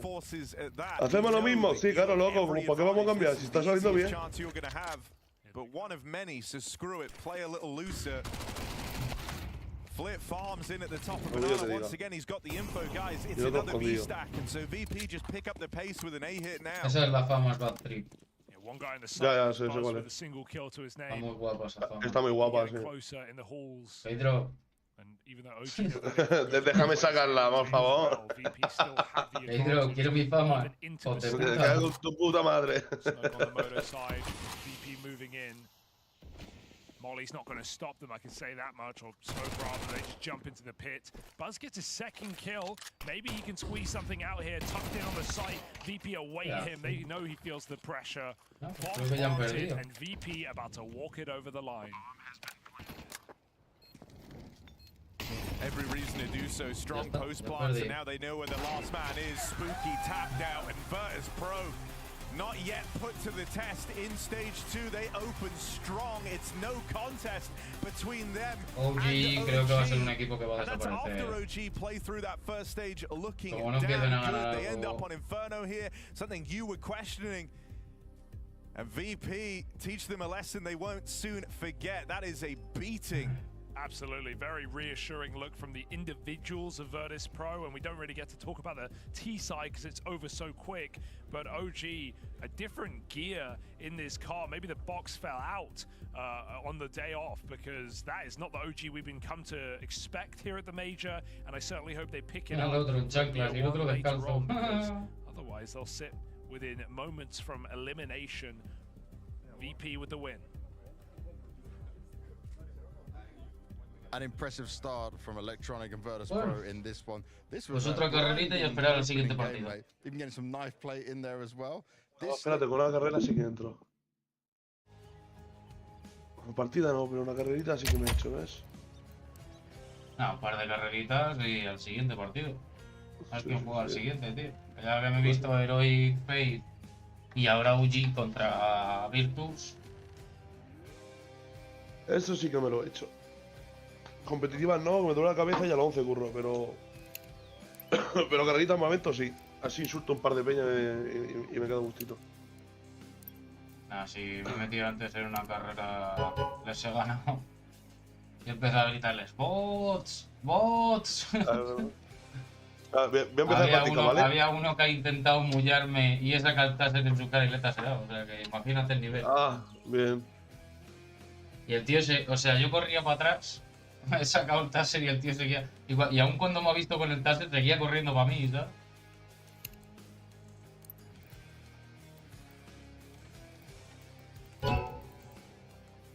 Puta, qué bugueada tenía esto. Vale. Yo voy a ir entrando, ¿vale? Portugués, hijo puta. Hijo puta, portugués. Mariquita, mariquita. No. Vaya tela, ¿no? El Carlos dice que está trabajando, ¿no? Se supone que venía a las 11, pero yo a esta me dijo que teníamos un cumpleaños. Como hay alguien no sé quién coño se puede jugar a la joder, Para.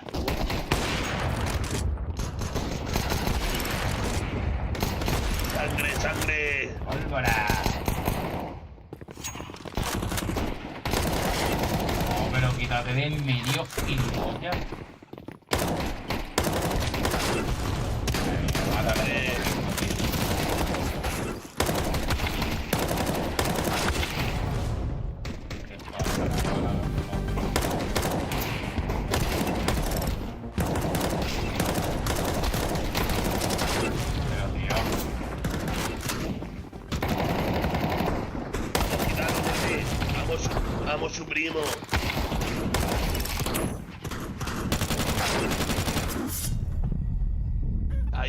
gitanico, nene, puñalando. Gitano integrado. Ahí está el gitano puñalando, nene, y después dice que está integrado. Vaya tela, tío. Vaya puto equipo, o sea, me he puesto a disparar a uno, estaba otro que ha spawneado y le ha... O sea, el tío se ha girado, la ha matado y me ha matado a mí. Tócate los huevos. Viejas costumbres, primo. Eso iba a decir, digo, si no contesta no tiene gracia, pero ha contestado. De verdad, tronco, no puedo fiar de nadie.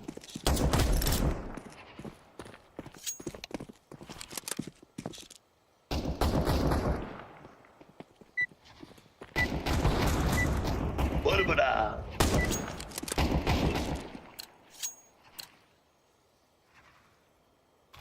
Esto es lo mejor que hay. ¡Pólvora! Toma, litro vino.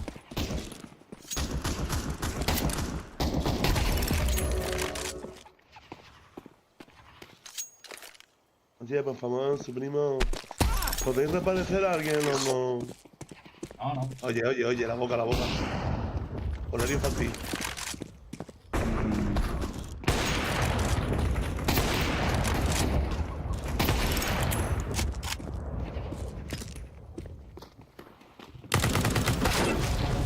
Y me mata el reclina este, tío. Es que...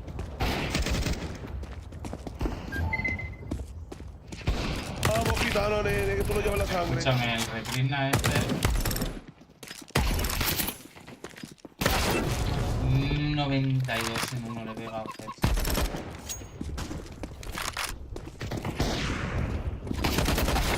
Pero tío.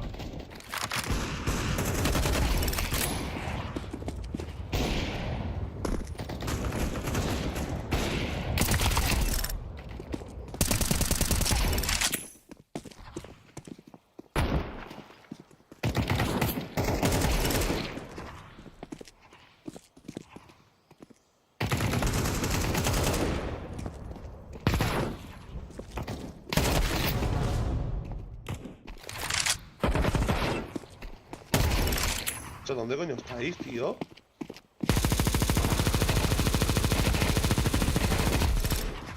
Ahí está, vale.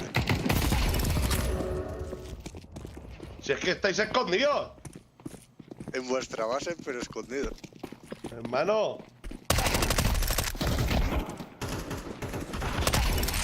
No os escondáis, tirad para adelante. Míralo, a ver.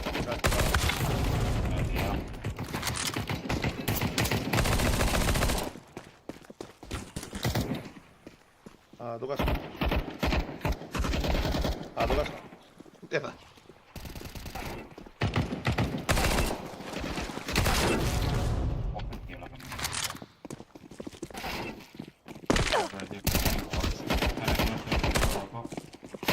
Y se me pone el banco, claro.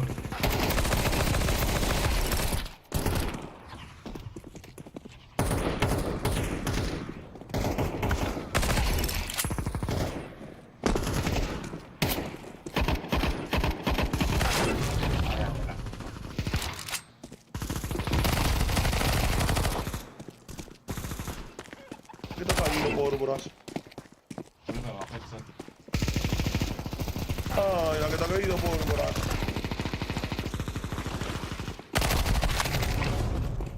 Chingo me sale bien.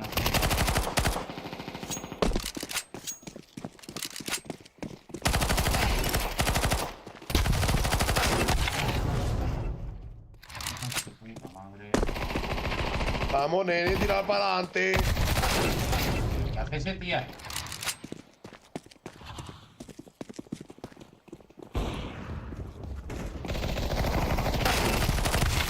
Y me sale el litro vino este instantáneo,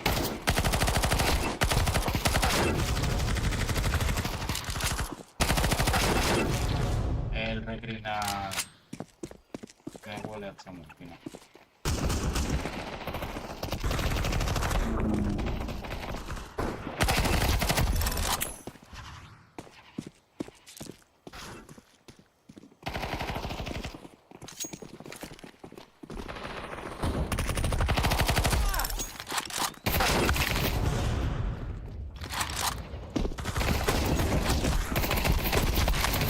se me mueve el hijo de puta.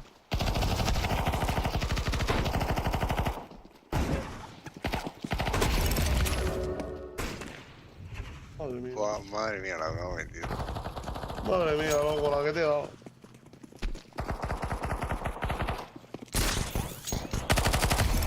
Madre mía, tú no has enterado de nada en Rey.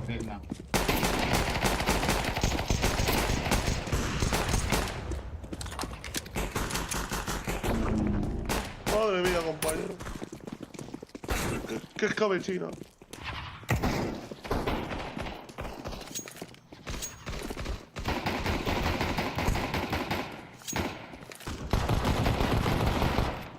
Ya, que lo ordeno.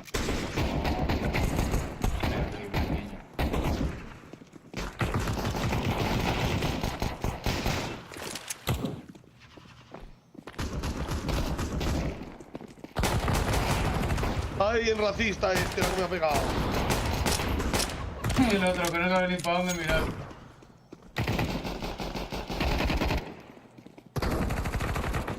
Traje ya, hijo. ¡Ah! ah, ah.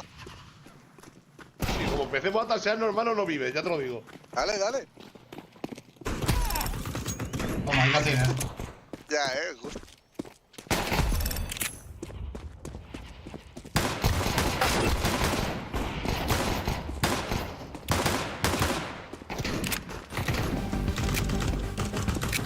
Te van dos por ahí.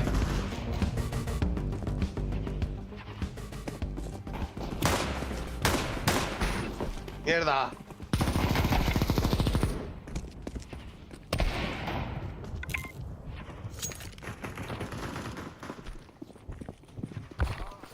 ¡No! ¡Me lo has quitado, gitano!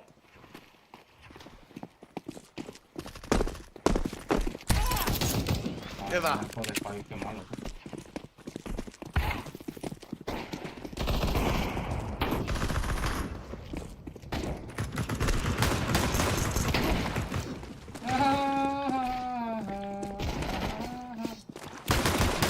¿Me tienes tocado? ¡Te vuelvas, cabrón, que no me toca! No, Ah, tío. cuchillo te he matado, ha sido honorable, Honorable.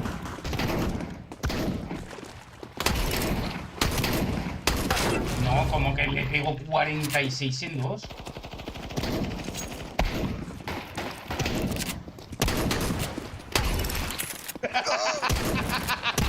Os quería fundir. ¡Toma! Antes gana un gitano y ahora otro. ¡Ole! Madre mía, el Twix y el Philip, que vayan desinstalando el juego, por favor. Venga, hasta luego. Jura, dice. Jura, dice. Jurado, jurado, jurado.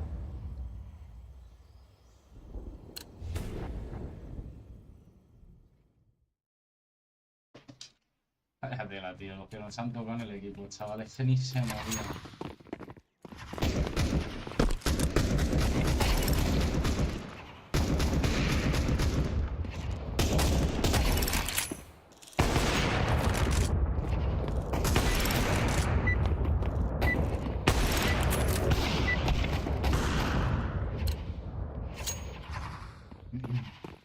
Va a proceder, Leo.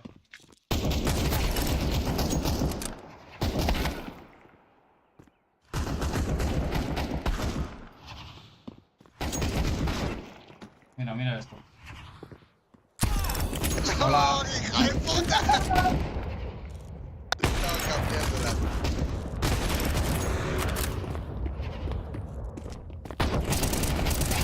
Primo, gitano no mata gitano.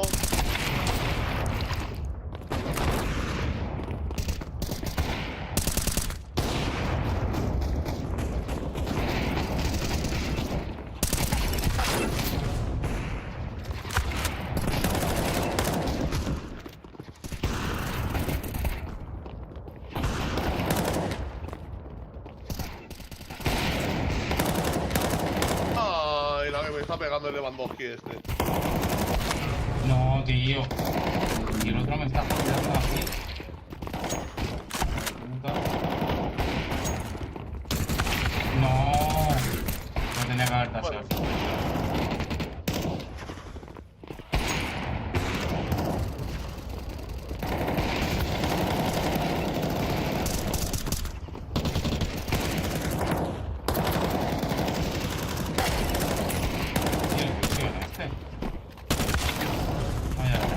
salid de vuestros túneles.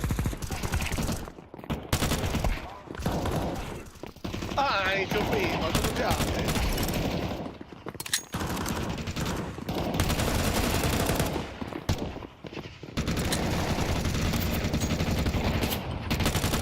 No te fue la pipa, tío.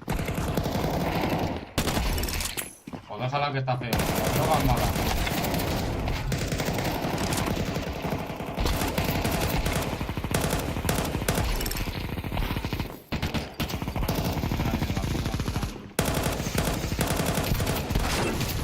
Se pone el otro en medio y lo tenía muerto ya.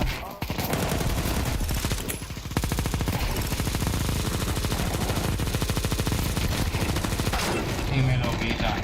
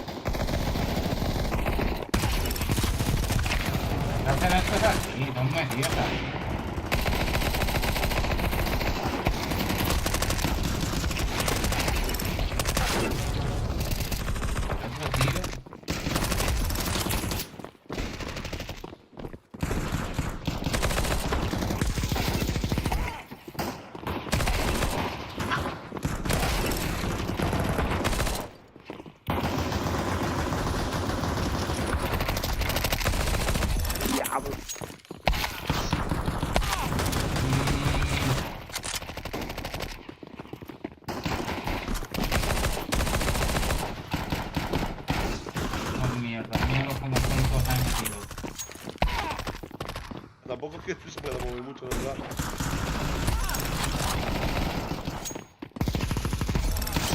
Lo siento. Nuevo movimiento bueno.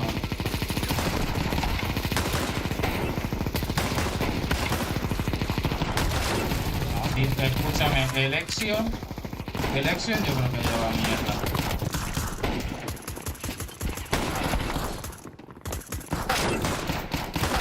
Pero tío, escúchame, está metido este tío.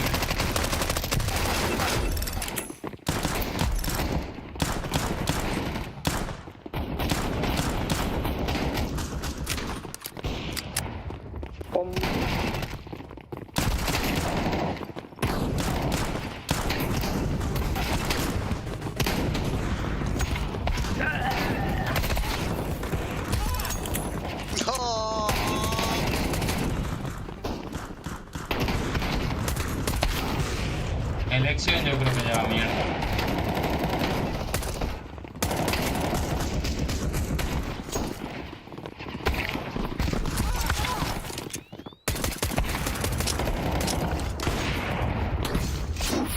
Uy, uy. Me matabas. Uy. Me matabas, ¿no? Ya. La partida de las cuchillas de ayer no estás, Election mira cómo se va. Mira cómo se va. Es sopla polla. Election yo creo que lleva cacotitas. Y el gitano integrado, tú, ¿qué le ha pasado, tío? 26, tío. Hermano, lo habría apuñalado como 7 veces. Yo he tenido por lo menos a 5 o 6, o sea que... Yo también.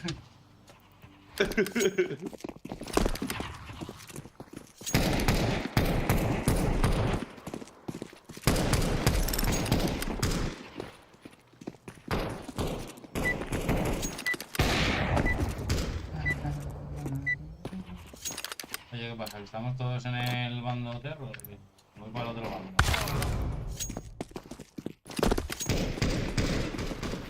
Date, va, yo también me voy para el otro lado. No, tío, pero si tocaba a vos. Ya está bien. ¿Qué haces, tío?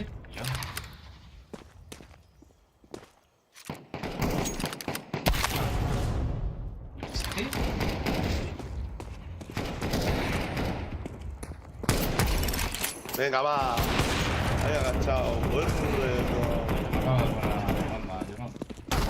Sí, ahora también te acabo de poner, ¿no? Hombre, ahora ya te ha aguantado. Bueno. Dios, ¿pero quién juega así? Sí, yo. ¿Cómo? Ni me estás esperando ahí.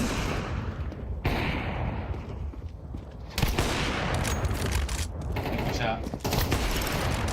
Joder, qué tortón, ¿verdad? Sí, te la has pegado bien. Qué tortón, hermano. Mata un fotón, sí. Pesado del jabú, que cago en tu puta madre.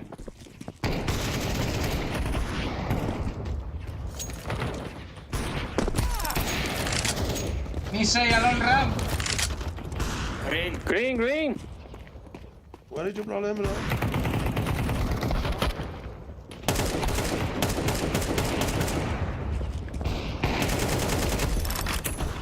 Claro, está la otra ya, escondido. Bueno, yo no me acuerdo.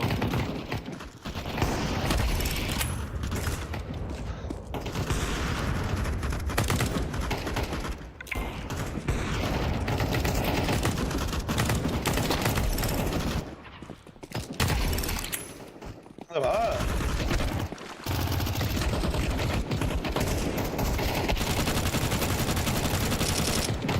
¿Dónde?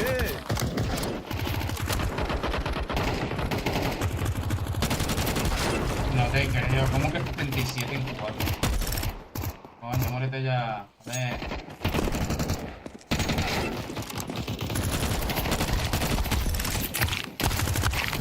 Uy, el Force violete este.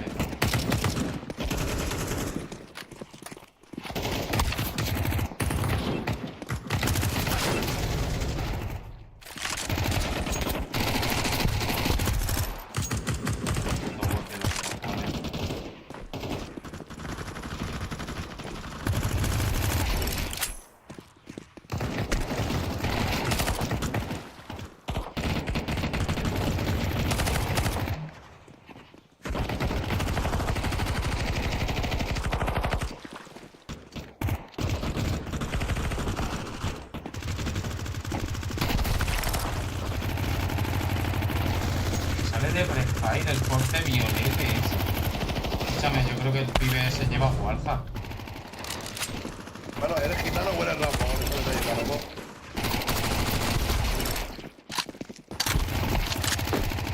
Y me agacho, ¿por qué me agacho?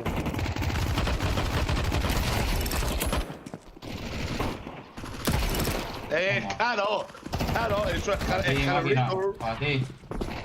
Para ti, jugador.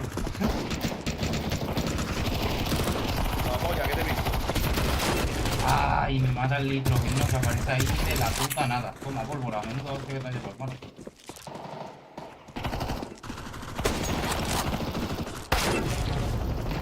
El corte violete yo creo que lleva mierda, ¿eh?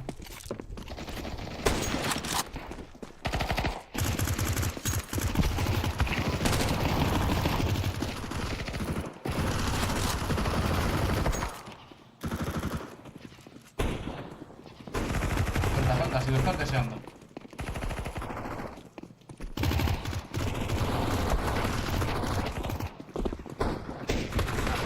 Ahí.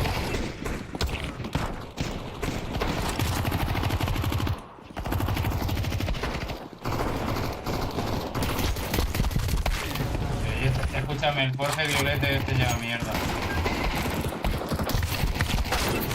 Me sale justo el otro.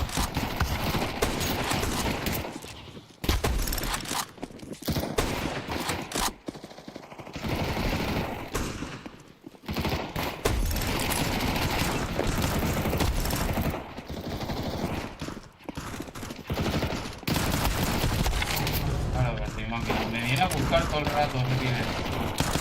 Hermano, ¿de dónde aparece toda la gente?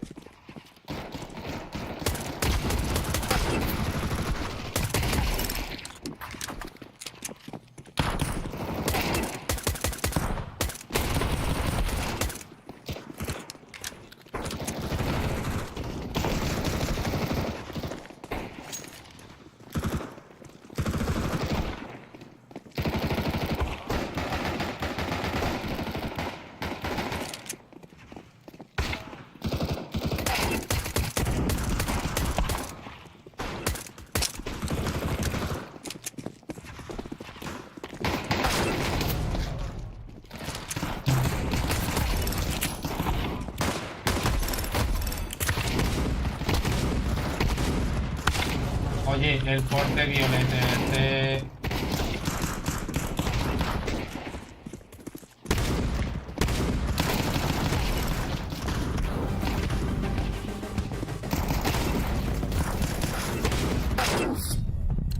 Este va cargado, ¿eh?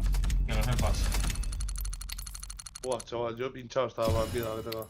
Este vato cargado, el force violete este. Ya te lo digo yo. Va hasta arriba el hijo de la gran puta.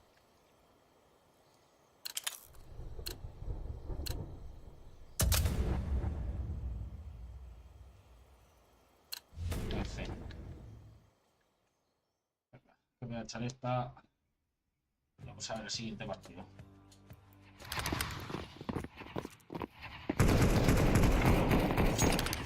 Se van poniendo todos los botelados.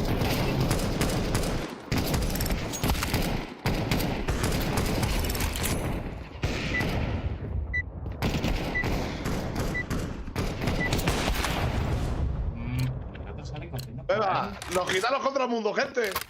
Vale, vale.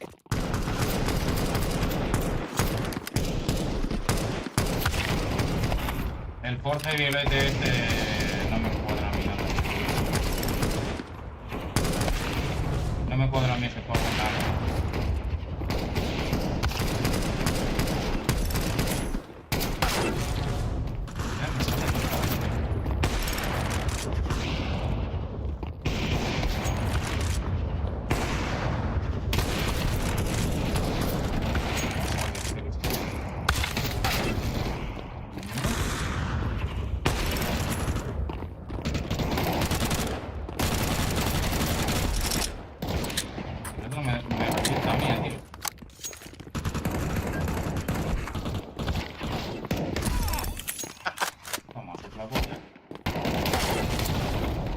Le meto el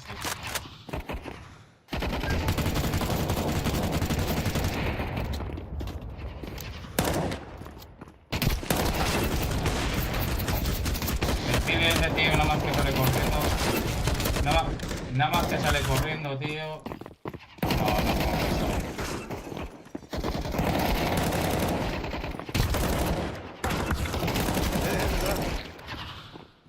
Muerto.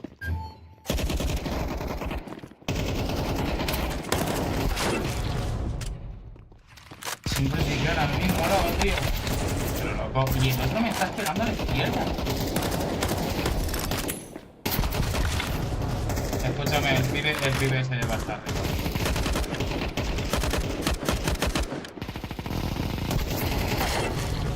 Tío.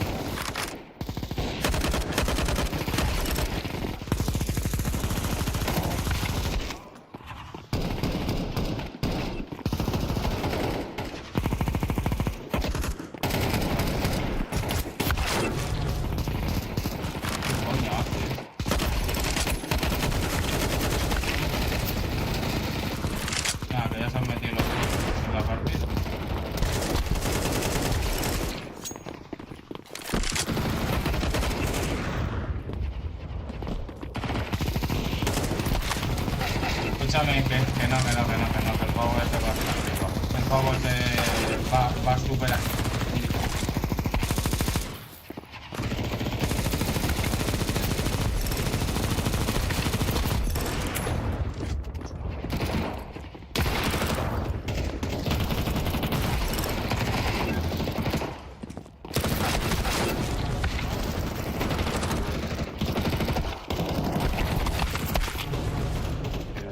¿Qué coño hacen aquí en esta puta mierda?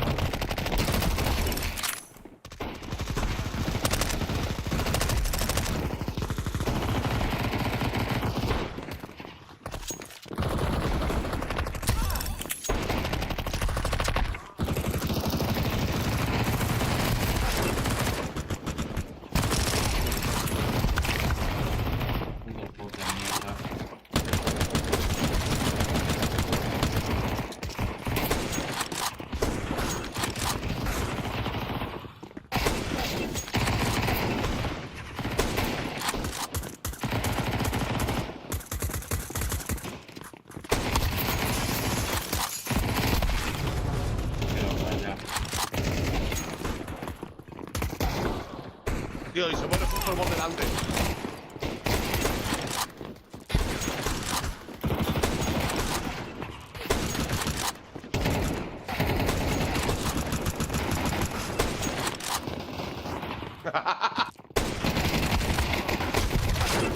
Pues es que...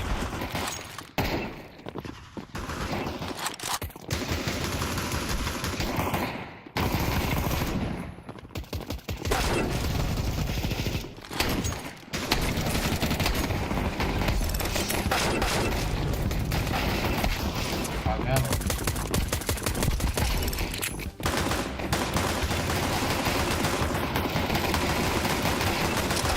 Pero tío, ¿qué cojones hace la gente? ¿Qué cojones hace la gente?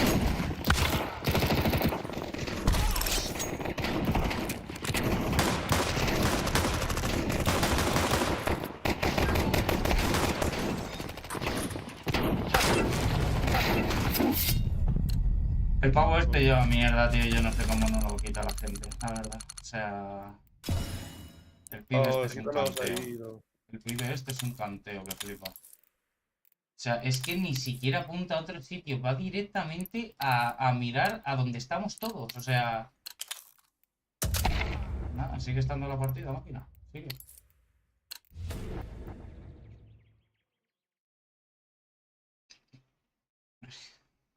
Yo no sé, tío.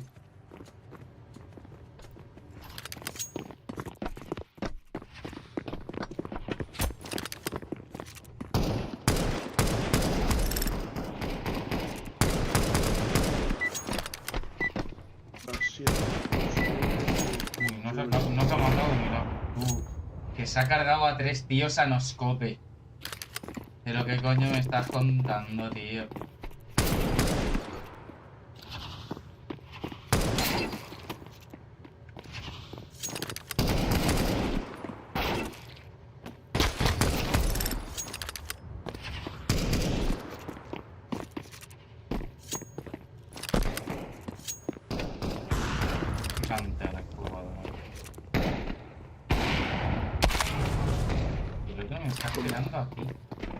Yo voy a apagar esto, voy a hacerme un piti y voy a echarme la silla. Claro que sí, máquina.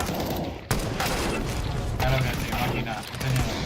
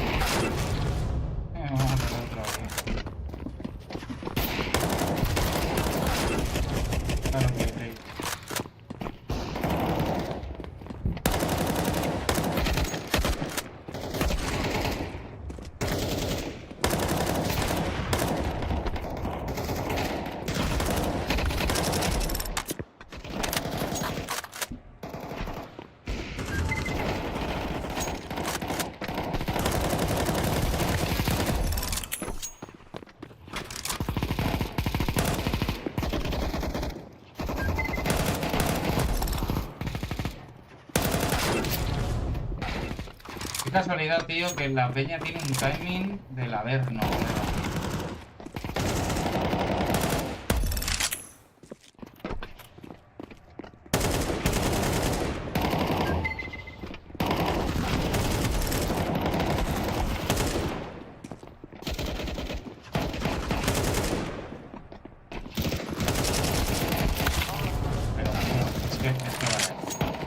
Le estoy marcando al otro y en vez de mirar hacia atrás.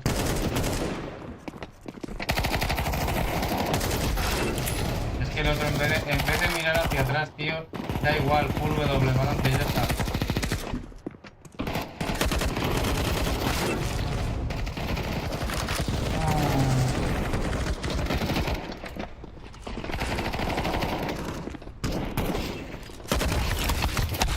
La polla.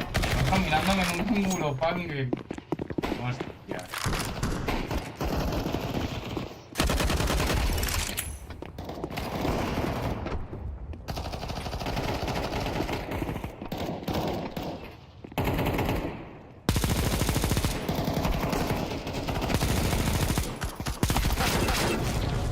Claro que sí,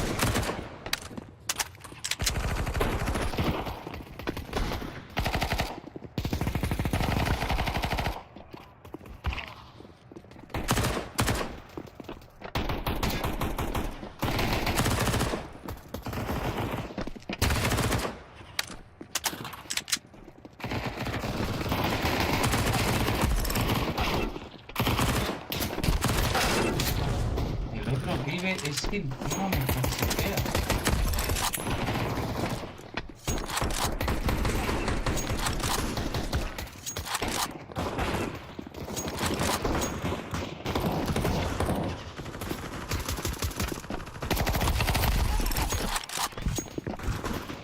Mierda.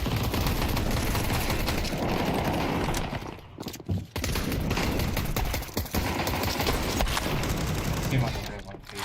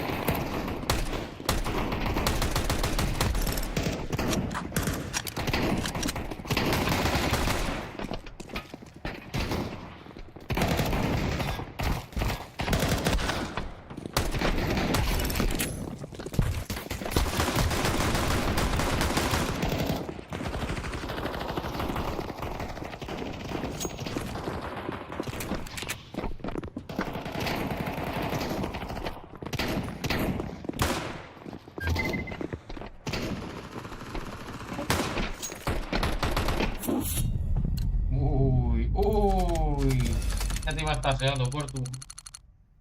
Ya te iba a estar seado. Ya, en cuanto ves que se mete gente pin de 10, de 15, 17, 20, no hace falta ni que mire las cuentas. Ya sé que todos son portugueses. Pero así, a ver quién está jugando ahora. Bueno, pues nada, loquete. Uno que se pira. Voy a echarme ya, pero loco, tendré que echarme un par de horas, ¿no? Me he despertado a las 4 de la mañana, he salido a las 10. Furia contra la Invision.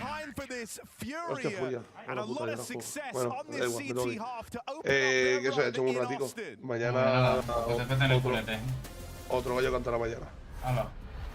Vale, te follen.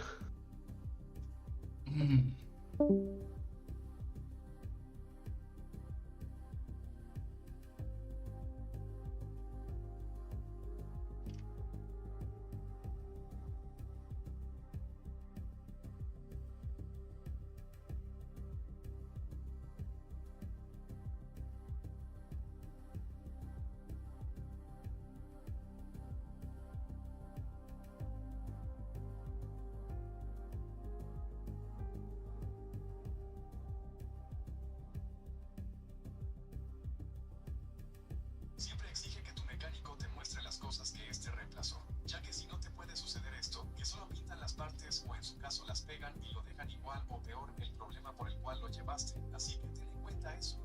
Siempre exige que tu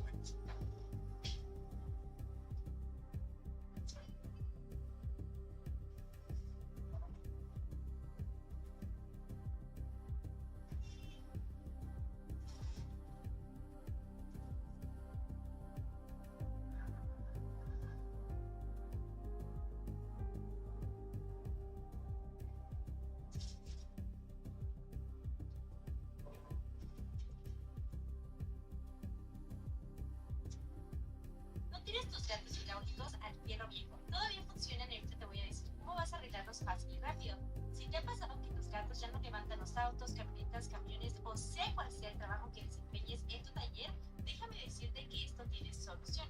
¿Se pueden reparar? Claro que sí. Pero para eso primero hay que entender cómo funciona un gato hidráulico y el día de hoy te lo voy a resumir en palabras sencillas que vas a entender sí o sí. Por aquí tengo estos 5 gatos que ya no querían jalar, ya no querían trabajar, se le daba al sistema de bombeo hacia arriba y hacia abajo y nomás no subía o algunos se bajaban con el peso de las camionetas. El más dañado es el que te estoy mostrando a continuación, es el que de a tiro necesitaba desarmarse sí o sí. Y pues lo primero que vas a hacer es darle una buena limpieza, una buena lavada en todo el exterior para no contaminar las partes internas al momento de desarmarlo por completo. Puedes utilizar desengrasante, desengrasante, lo que tengas a la mano. En nuestro caso utilizamos un poco de desengrasante y frotamos un poco para retirar esa suciedad que tenía. Primero te recomiendo hacer esto, checar que tengan aceite antes de desarmarlo porque puede ser que únicamente sea ese el problema, entonces inténtalo de esta manera. Vas a quitar el tapón que se encuentra en la parte trasera, en este caso es un tornillo pero ahorita te comparto otros casos que es un tapón de plástico o de hule y se bota fácilmente, simplemente entra a presión. Si puedes notar a estos 3 gatos de color azul únicamente les falta aceite. Te recomiendo comprar aceite hidráulico para gatos. En caso de que te sea difícil conseguirlo, puedes utilizar aceite para dirección hidráulica o para transmisión automática. Y lo que vas a hacer es por ese orificio rellenar hasta que comience a lagrimear como estás observando en pantalla. Ese es el nivel. Y si puedes notar afortunadamente sobre una cosa sin problemas, estos 3 gatos eran el único problema que tenían a los terceros. Well, this is a runaway success for Furia, and it's not even close. There was a couple of moments of doubt in here, some surprising rounds from Limvision they were able to pull off. And really, it felt like they had no business doing so, but for the most part, it's been a Furia showing here on Nuke. 9-3 at the end of that first half, and that's with a pistol round in there for the Limvision squad. Yeah, a bit of practice paying off, it seems, for Fury. This is not a map that has necessarily been their go-to or been too successful as of late. So nice to see them looking as clean as they did, and all the stars aligning here on the Furia squad. Whereas Limvision just looked a little lost in some T-side rounds. A lot of situations where they're 3-on-5 down. Fury are going to up the pace with this top hit. Sue has a nice gap, but Fallen just headshots him running out wide. Westmelon trying to hold on to the site, but they've already lost control. They might lose the round.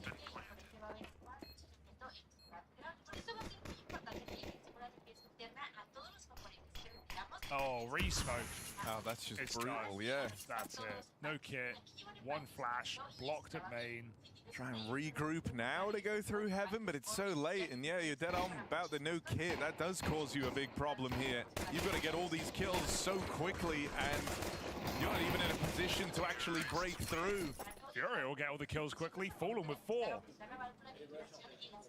Sue had the perfect position, dodged the molly, still on top of the hut, but they're all outdoor, and he's the only player inside of A. Oh, barely saw him. Fallen were not burdened by rifles.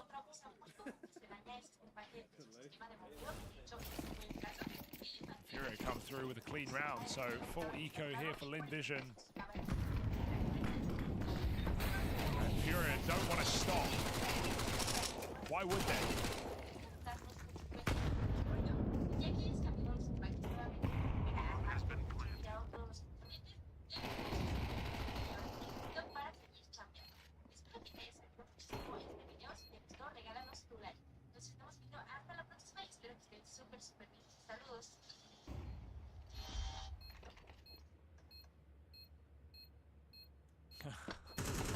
You feeling this kind of weird domino effect on the day, right? It all started Simple looking real good, and we're all saying, okay, Simple's back, FaZe are back, right? Yeah. Then next game, Simple's former teammate from Na'Vi and Electronic also has an insane game for Virtus Pro to get their first win. All right. Who was VP's best player in the past?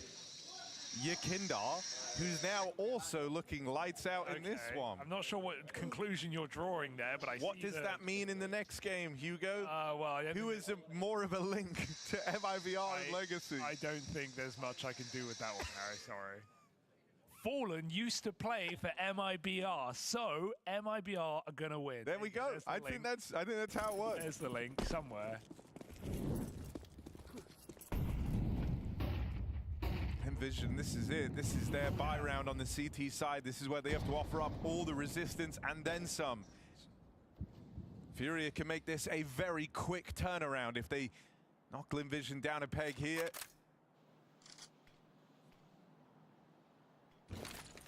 I mean, so far, stage 2 teams coming through with decisive victories, at least on this side of the stream. Can Furia finish what they started this cleanly, or will Lin Vision do anything in this game? It's been a bit of a sad state of affairs for Lin Vision. 5-on-4 in this gun round. Furia desperately looking for a pick. Starry feeling like one of the only options. Check from the heaven side. Molodoi can't hit the flick. And Starry's back in safekeeping here. Furia just have to go for this main split right now. Good stuff from Westmel, and he continues to repel this play in through main. So Furia's hopes of finding a way in out in the yard denied by Westmel. The spamming main, it's all he's got right now. It might even be a save, to be honest. K-Strata's a Mac 10, but they are locked out of this round. So it just kind of fizzles out here for Furia.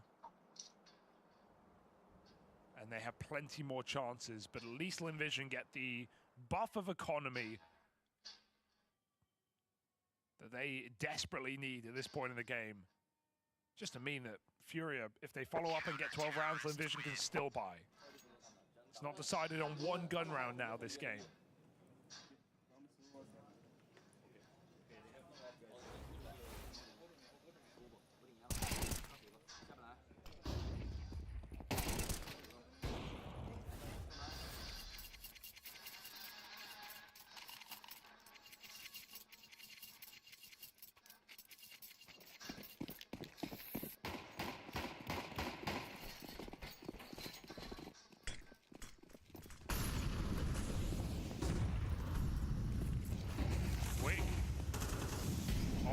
Purposeful, no smoke here to let Molodoi fight across.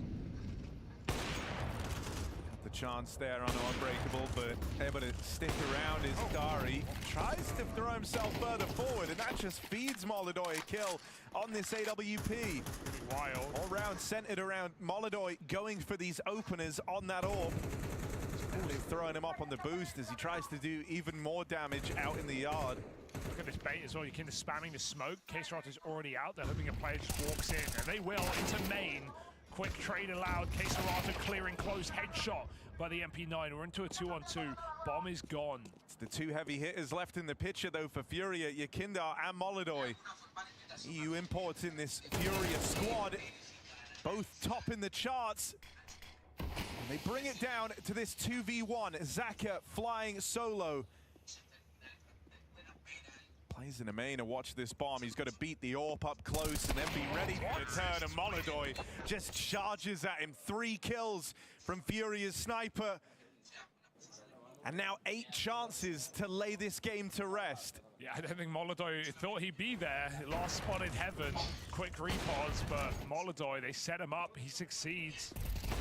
He ends the round. 12-4, just a ferocious game from Furia. A reassuring look at a roster that had such a strong honeymoon. But it wasn't just that Astana buff. It's more than meets the eye with this new Furia project.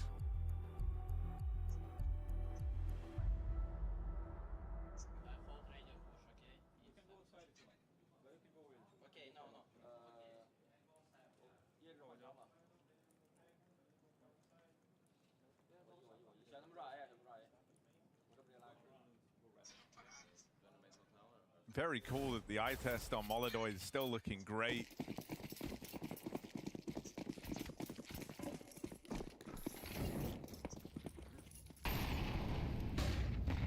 You know, as Norma kind of gets to call a lot of his own shots and positions, tests his read on the game as well.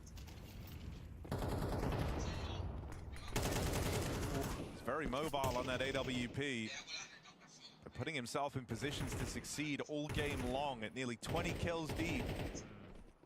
He has been the AWP to keep an eye on here, and it's been no contest.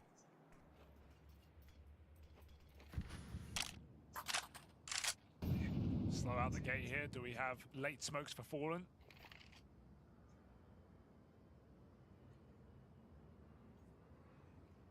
Looks like a lock of smoke.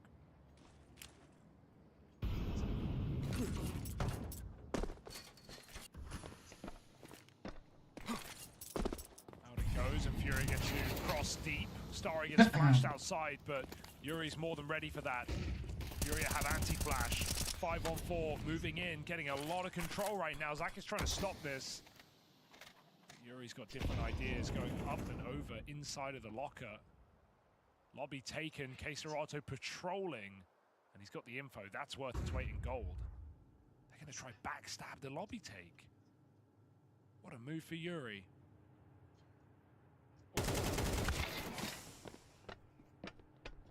20 seconds, boys. Lower side taken during all this, though, and Queserato's flank might be unaccounted for. He's coming in so late off T-roof. They might not make it that far. Yakindar taking first contact. Queserato fires off early. This applies a lot of pressure on these players at ramp. They have to pick a battle. They have to fight forward here into the site around this smoke and right in to the waiting guns of Yakindar. Molodoi gonna nail the follow-up, and Westmelon moves into a lost site, no control, no position, and Molodoi sends him packing. That AWP closes and seals the deal for Furia as they dominate in this opening map. 21-5 on Molodoi at his first major, and what a performance to start off stage 2 for Furia. Everyone shooting hard. Fallen even had his moments when required, but the story will read Yakindar and Molodoi put on a show in this map of Nuke. Lim Vision, bit of an underwhelming look, getting very lost on those T sides. A lot of 3-on-5s they couldn't really turn around, and we hope to see more from them in the later BO1s. Really, the focus for me is Furia and how far they can go here, whether they can take down some of the top teams. Yeah, you know, and I think with how these results are shaping up, there's not been slow starts today. It's clear that everyone is coming into this major in Austin with a point to prove. Furia get a big win to start things off over Lin Vision here, and I saw as you were leaving the booth, you were telling your teammates you're gonna find them. What happened? Yeah, just like some friendly banter. There was one round where we went out, we rushed on pistol round or on the eco against eco, and then we were watching Heaven. Me and Fallen, we're like communicating, boom, boom, boom, playing off you. What are we doing? Like this, like this. Suddenly, I'm getting killed from main, and we're 5 alive.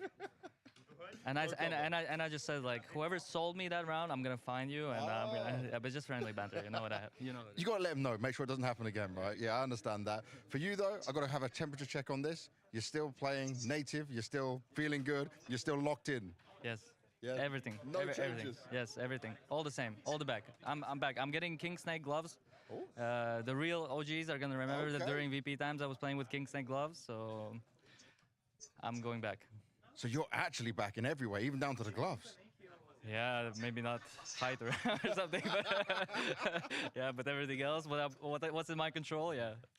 Now, how is it for you right now, obviously having some time to boot camp, prepare for this event as well, some more time for Molodoi to get used to things? Are you feeling fresh? Are you feeling like things are still working in that right way? Because I guess one question I personally had was like, was Astana a bit of a honeymoon or not?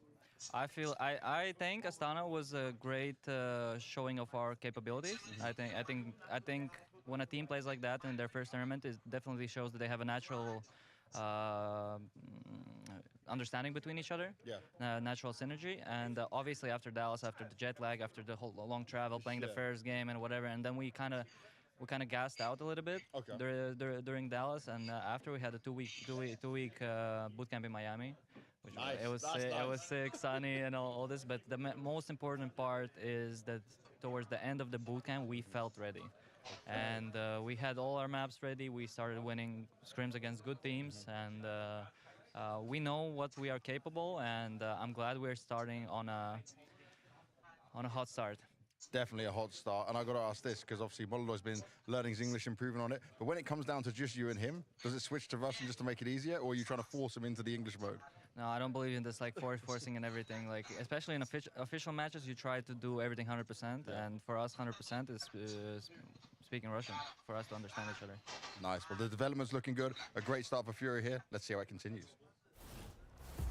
Well, a beautiful run from Furia stepping into this show, and they're going to have a very good level led by the two new recruits. And you know, Maui, there always must be two, one to have power and one to seek it. Molodoi and Yakinder, absolute beast mode in this game. Was that a Star Wars reference? It was a Star Wars reference, yes. Well done. Yeah. Well done. We can see with Furia and their jerseys, they have indeed gone to the dark side, and that dark side is going international.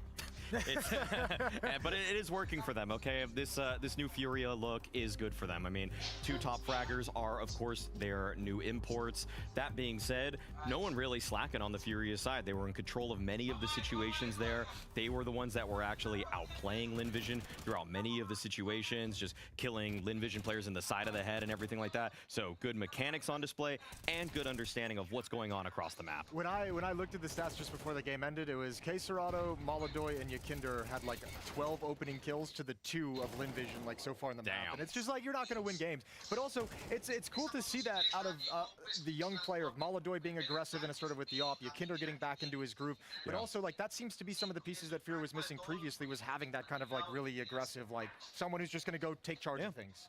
Yeah. And that taking charge is working out very well for him right now. I do like just some of the personal side. I know I'm a vibes guy with this, but the fact that they can have this banter, like Yakinder was saying, because I was thinking, like, what the hell are they talking about going into that? This is a positive sign for a strange mix of players to come together. The Furia guys before Astana had immaculate vibes. They looked like they already loved each other, and we hadn't even seen them play a map. They ended up in the semifinals of that tournament. Feels like they're continuing a lot of that energy here. Molodoi is being welcomed by Yakinder, helping onboard him in that they have a shared culture there of just understanding of Eastern European, He's so Central lucky Asian for that culture. as well, though, because there's not many places you'll get given that opportunity, right, when you have to kind of slot in. I mean, Yakinder's the Molodoi whisperer. Sure. I mean, actually, I think the one person we should give the most credit to is Fallen, because it takes a significant amount of what's even the word? It takes a very humble person who's a legend of the game, like Fallen is for so long, who's in-game led teams into major trophies, to say, I'm not good enough as an opper for today's Counter-Strike. I need to step back so somebody else can step into this place and actually start to develop them. And I think that's a super impressive thing for a player to do. You don't see that very often from a player of Fallen's pedigree. That's a great point, because we've seen other IGLs sort of bash their head in the wall as they try to make their system work regardless of the outcome, and think that the people around them are the ones that are not really living up to their vision. Fallen adapts his vision, just like Apex did, and the reason that some of these long-standing IGLs, like including Kerrigan, have been around for so long is that it's adapt or die in Counter-Strike. Even though this game is very simple at its most basic elements, you do have to follow the meta. You have to change a few things about how you interact with the map, what's more important in map control, mid, or like a extremity position. Like, knowing all of that is so vital. And there's a lot of like, I mean, with any kind of philosophy you have in Counter-Strike, there's going to be some positives and negatives to it. And Fallen has always had the philosophy when he comes in that he wants his players to be comfortable, he wants his star players to be able to do whatever they want. The bad side of that is sometimes Fallen lets them get a little bit too out of control and break out of the system. And the good side of that is when you have the players like this that can actually deserve the freedom, and you actually put players in a position where they're going to be way more comfortable and way more effective. Well, I'm certainly excited to see what Fury can do with this lineup and what they can do here in Austin. But for now, we're going to a break, and when we come back, it's Legacy taking on MIBR for a South American brawl. Lux, from being in a position where you were not expected to be at the majors to now making it through to stage 2, how are you guys just processing and going through all the emotions that this has? I mean, like, I think we didn't process it at all. We're just living day by day, game by game, you know, and yeah, we gave everything this season. We couldn't make it to the major, but now we got a second chance, and we are proving that we can be here, we can beat the teams, and yeah, let's go. Do you feel like you don't really have the same pressure and stress as maybe some other teams have? Yeah, for sure, because we didn't qualify, you know, so everything we make, it's like a bonus. It's a bonus for the semester as well because of the VRS points, you know, and yeah, we have no pressure at all. Exit, we last saw you guys in Astana. I know you've been in Portugal boot camping and getting ready for this. You've had a bit of extra time. How good has that been, and how much time did you boot camp? Did you get any rest in between? We get like 2 days of rest, but we spent like the other 10 days probably working a lot. Like we tried to improve our game because it's a major. It's everyone's dream, so we played CS 24 hours per day. And I think we are very confident, and we just want to show coming here and step up. For coming here and stepping up, I want to ask about your confidence also off the back of Astana, because obviously you guys made it to the stage. I know it's not the result you would have wanted, but how important was just that event and those victories before coming to Austin? It was very important. It was like a confidence boost for us because we played good games there. I think we could see that we are in the good path to be a good team. So, of course, we are not close to the level that we want to play, but we were going there, and I think going to playoffs in Astana was really good for us, and I think everyone was like kind of happy with the results, but we saw that we could go further in the tournament. Now, as you've been on boot camp, as you've been learning and growing, does it feel now that you guys have a better understanding of how everyone wants to play under your leadership? Because it was still felt like at times MIBR was sometimes lost on what you wanted to do. Yeah, I think so. We had like lots of conversations about that. Me as an IGL, I like to get my players playing like the way they want to play, like in the comfortable zone. So we had lots of talks, and I think everyone is like comfortable inside the game right now. And I give them a lot of freedom to get some space and things like that. And I think it's gonna be good for us. And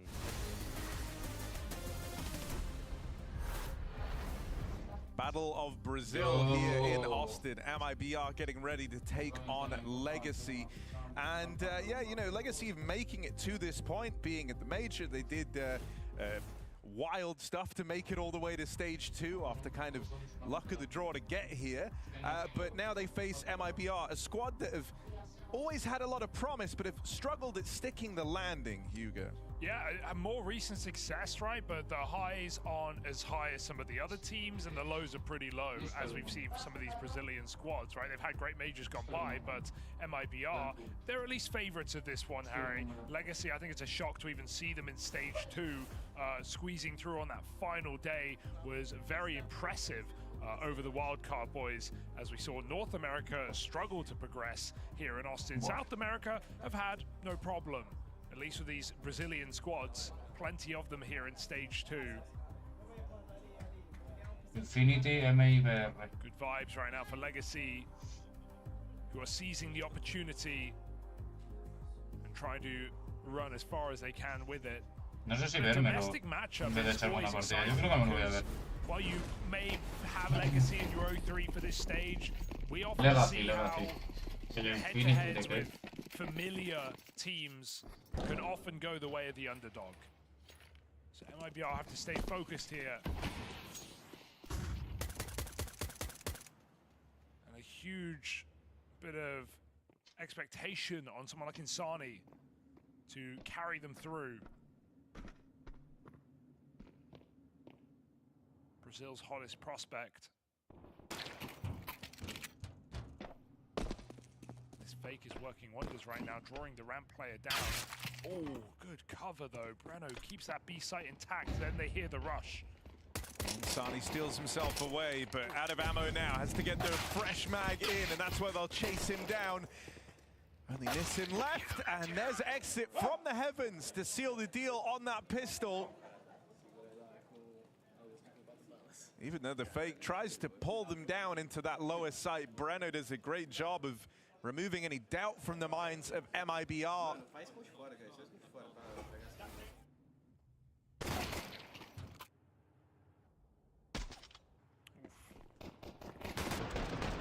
Surprised Insani even gets a headshot as well.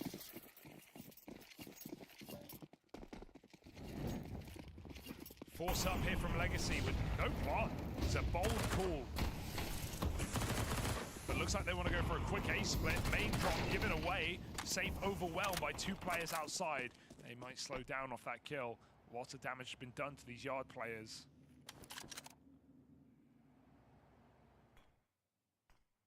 They tuck in. Bomb coming back outside to regroup. Nissim made it down the vent. Good catch. Yeah, you found a bunch of these kind of gaps, right? But now you have to hope you get the reactions you want here if you're Legacy. And MIBR have no reason to react yet. They still have players trapped out here in the yard. That means that Nissim, all he's really done from the vent drop is be able to walk up, clear out Secret, sure. But I don't know how he's going to help out in this battle onto Insani. Player on top of the main roof spotted and dealt with, and now the bomb seen crossing. And because Nissim came to act as a bodyguard here on the trip down through Secret, wasn't able to hold vent or these lower rotates in the downtime. Only just getting there again now. So the lower site should be contained for MIBR. They've got two players down here already. Kowsey hiding out as well, can play late if they plant open. They get volleyed, that's a bit awkward. Got some cover from above, lets him get out of the corner, but Zazin runs him down. Tech9s find a way into this B-bomb site, and Legacy break another face. In a 2-on-1. Bomb stuck backside, and Sonny's got this easy kill, and he's got the element of surprise. Doesn't have a kit to work with, but there is a lot of pressure on Dumao right now to close distance. Moving on in, he's already at the double doors. They've been swung open, but Insani's called his bluff. I love that. That is wild. The 10-second stick doesn't fall for the pressure of the doors being opened right behind him. Never even turned. He heard him running his way. He hears doors swing, but the call must be in. Like, this last player's low. He's not going to fight you. He's going to try to play that ball, play tricky. So Insani with a great read. And from someone who is so reliable with his aim, has so much firepower, you would really expect him to take that fight there. With no kits, he knows he can get played with. And Legacy laugh it off, but that was a big opportunity squandered. Estos sí están igualados, eh.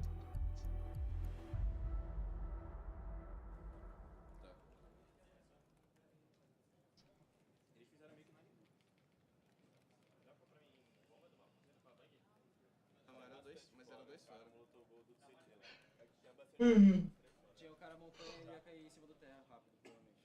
Caiu no caso.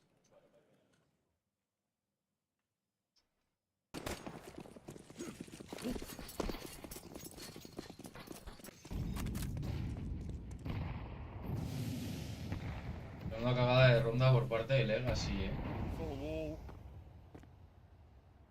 And Legacy hesitant to go down. Looks like they want this top side instead. Again, slipping through these smokes and into the A site.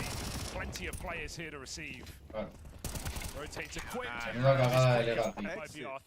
Exit handled himself very well there, right? The player sneaking in through main hit a gap and got past Insani. They had no idea there could be a player in main, so that's Exit, like raw reaction to the first man flung his way, even able to double up and contain the hut spillover. Like, that gets really weird if Exit dies any faster.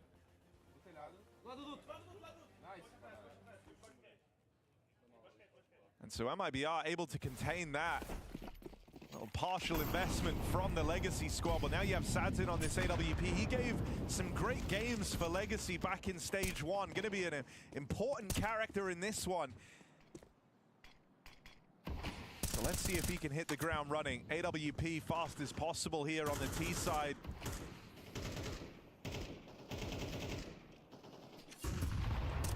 Oh, I've been breaking these smokes consistently, getting very close. Saturn's orb over the top of the red box, has a player pinned in spawn, although he doesn't know it. Big opening kill, backside to Exit. And a risky gap for safe. The orb is protruding outside. Legacy getting given nothing in the yard.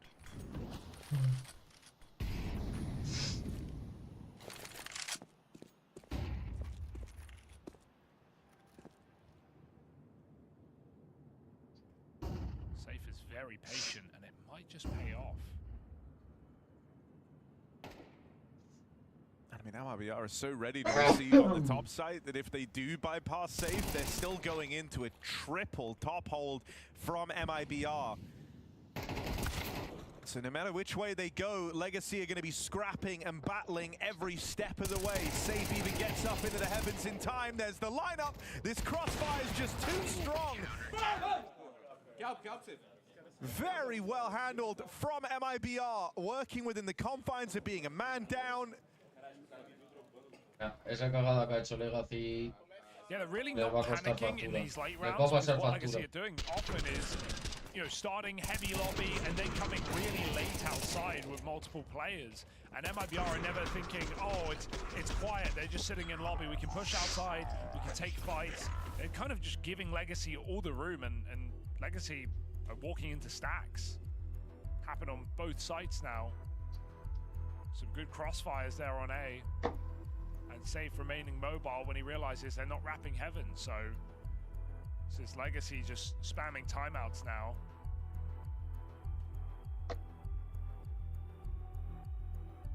Trying to solve this problem. It's getting a little scary at 4-0.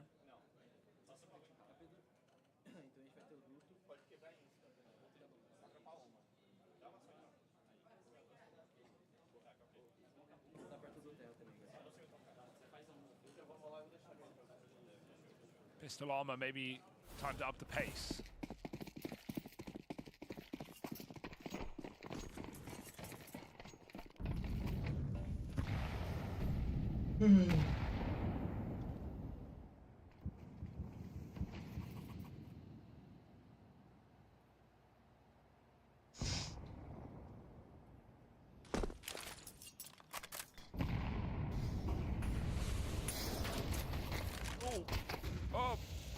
Nearly awkward for Safe. That's the bomb. Smokes go down, and so Lato's still able to make it past. Thankfully, the bomb not lost out in the yard. And Rotate's starting to scramble towards lower. This is the first time, really, for MIBR where it feels like they've been caught out a little bit here, right? Usually, they've been one step ahead of Legacy in these moves all across the map. But it's the sheer number of players that made it across with those yard smokes. And I mean, yeah, how do you win this? You're hunting outside players. Nissim is ready to just play on ramp and kill everyone. He's in no hurry. Yeah, and you just wasted all that time chasing down Sadzin on a Glock outside. Weirdly enough, they're going to win with pistols and they won't even get the upgrades. MIBR are going to get out. You know, fair enough for Nissim to not play there. He doesn't want to go too early and give MIBR the kills that might beckon them back in, but MIBR kind of cool it off immediately, just out of position. Finally caught off guard, finally a pacier round for Legacy. works wonders. How often do you see a round like that where they get out with 4 surviving with 1 rifle? But at least MIBR are decisive with the save call. Oh, you feel that one.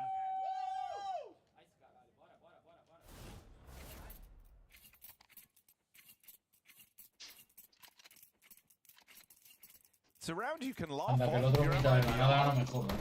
Providing you don't let this be where Legacy get their second win, right? Because that's a hell of a round for them to find. Doing it with mostly pistols, the 1 kill in the round coming from a Glock.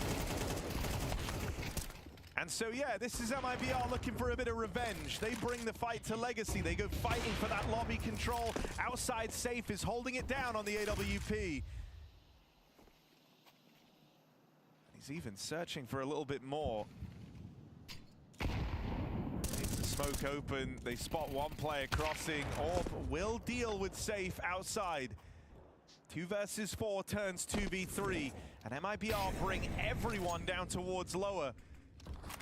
But these vent drops were loud. That was heard by Legacy. So they'll explore this A site. Only the dink out of Lukowski. Sadzin is pulling this round back for Legacy. Got a scramble now. We've got Exit on a flank timing, which is actually pretty good. Might be able to find this AWPer trying to cover the bomb plant, but he goes back for more. Sadzin misses that timing. Back to heaven. Teammate below the bomb site. 3rd kill in the round for Sadzin. This backstab has to happen, but he's tucked in the corner. Exit's given nothing. Bomb getting stalled out right now while they wait for the kill to come to them, and so Exit doesn't feel the burden. No hurry needed. He could be anywhere, and he knows he has Sadzin trapped in. Not a shadow of a doubt. As he shoots him in the back, bomb can be stuck. It's awkward though. That's what they were waiting for, the info. You know, where is Exit? They had to pay the price to get that information, and so now Lato required to finish the job that Sadzin started. Exit to go up against his whole squad looking on as he tries to recover this round that felt like it was in the bag. Exit can't stick the landing. And Lato does right by Sadzin after they turn around that 2v4. That's now 2 in a row for Legacy. Starting to find their form here on Nuke. A lot of noise coming out of Legacy, knowing how important that round is. You said it yourself last round. It's fine to lose that anti-eco, but don't let that build into something problematic. And the AWP is put to use. 3 huge kills and the closing clutch to keep Legacy in control. Springboarding off of an eco win. MIBR have been caught off guard. Deer in headlights, down to pistols. Oh dear, oh dear.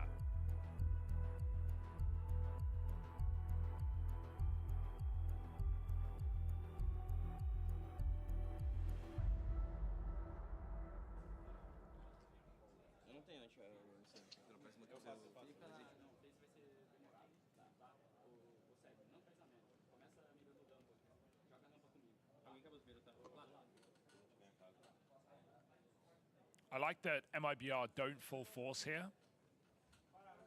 They still have 2K per player after pistol armor, so can actually get a pretty sizable buy come the next. The Legacy are awake right now. Oh, hello. Didn't hear that drop. Didn't even turn around. That's freaky.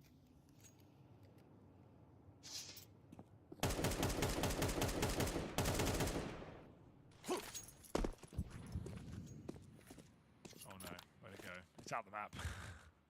Can he get it? Oh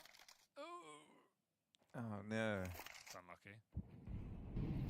Well, hopefully that doesn't have earth-shattering consequences here. They dropped the smokes anyway, so they've got enough to cross.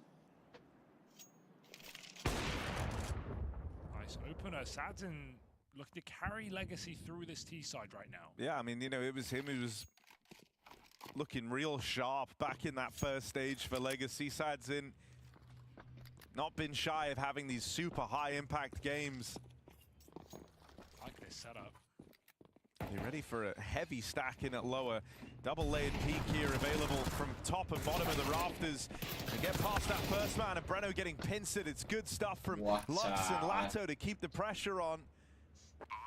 And that gap is closing. This initial 4-0 start for MIBR, a distant memory. Now it's a one-round game.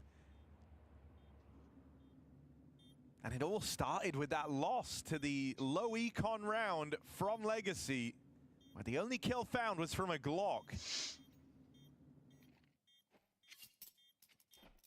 Round immediately after, 4v2 for MIBR, also unable to close out that one.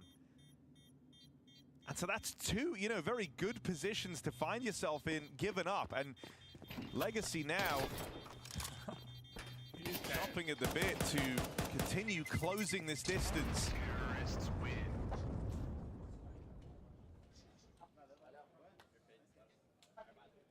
Yeah, absolutely sees this opportunity.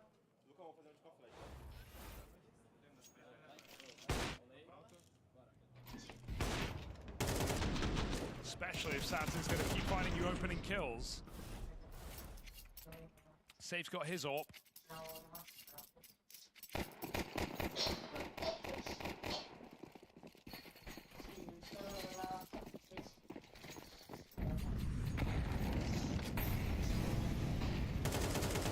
Full blind. Looks like they still want to go. They've lost the first man on this top hit, but this is turning into a very limp execute right now, where MIBR get to force the plays. 2 picks into the lobby. Legacy trapped. Yeah, a bit awkward, bit stubborn there for Legacy, just trying to follow through, as you say, on that top site hit. But it stalled out, it went weird. And now a 5-on-3 for MIBR. Look, they've failed this round once already. They can't afford for that to happen again. The bomb is down lower on the back of Sadzin. The open window is terrifying, but it also gives you a chance to get a kill. Look at MIBR trying to stay one step ahead. They've got 3 players down here on the lowest side of the map. And so Sadzin is operating within some small margins, but he will get that turnaround on a safe. Wild way for these AWPers to meet. Safe step or something, he suddenly just flicked like he's ready, scoped in. Easy kill. This is awkward. That's bomb spotted, but now if anyone else gets a kill on the extremities, MIBR won't really know what's happening in this round, especially that they don't have this ramp control. That bomb could have left at any moment. 3v5 is cooking. And as mentioned, MIBR have lost one of these already. So there are some nerves setting in, but that swing from Lukowski looks to alleviate any pressure on this round. He's dropped the bomb. Left Dumao in a rough spot. Oh my goodness, 2-on-2. He's not planting. Kills on either side, but Dumao doesn't try and go for the plant. They'd already committed to the save. Counter-terrorists win. I don't know why you wouldn't try. I mean, he heard, I guess, the player come out single door, but had time to force a kill. I guess he wanted the only guarantee, and that was keeping the AWP. Very strange round for Legacy. That felt like such a winnable 3-on-5, but Sadzin never got offered the support he needed. Never got another rotate till it was too late. And so, Legacy call it off late in the round and give MIBR another.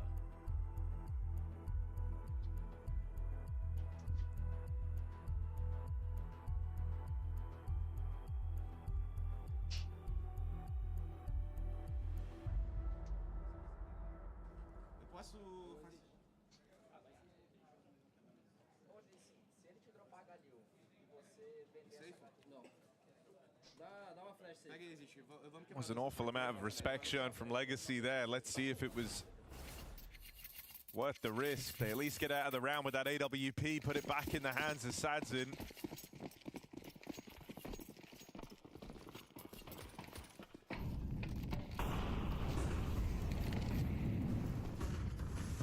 For a squad whose success has come from winning these unwinnable rounds in this game, well, that feel like a big missed opportunity. Dumao. One of the guys to call it off in the last, tries to play first out in the yard with that Sadzin AWP alongside him.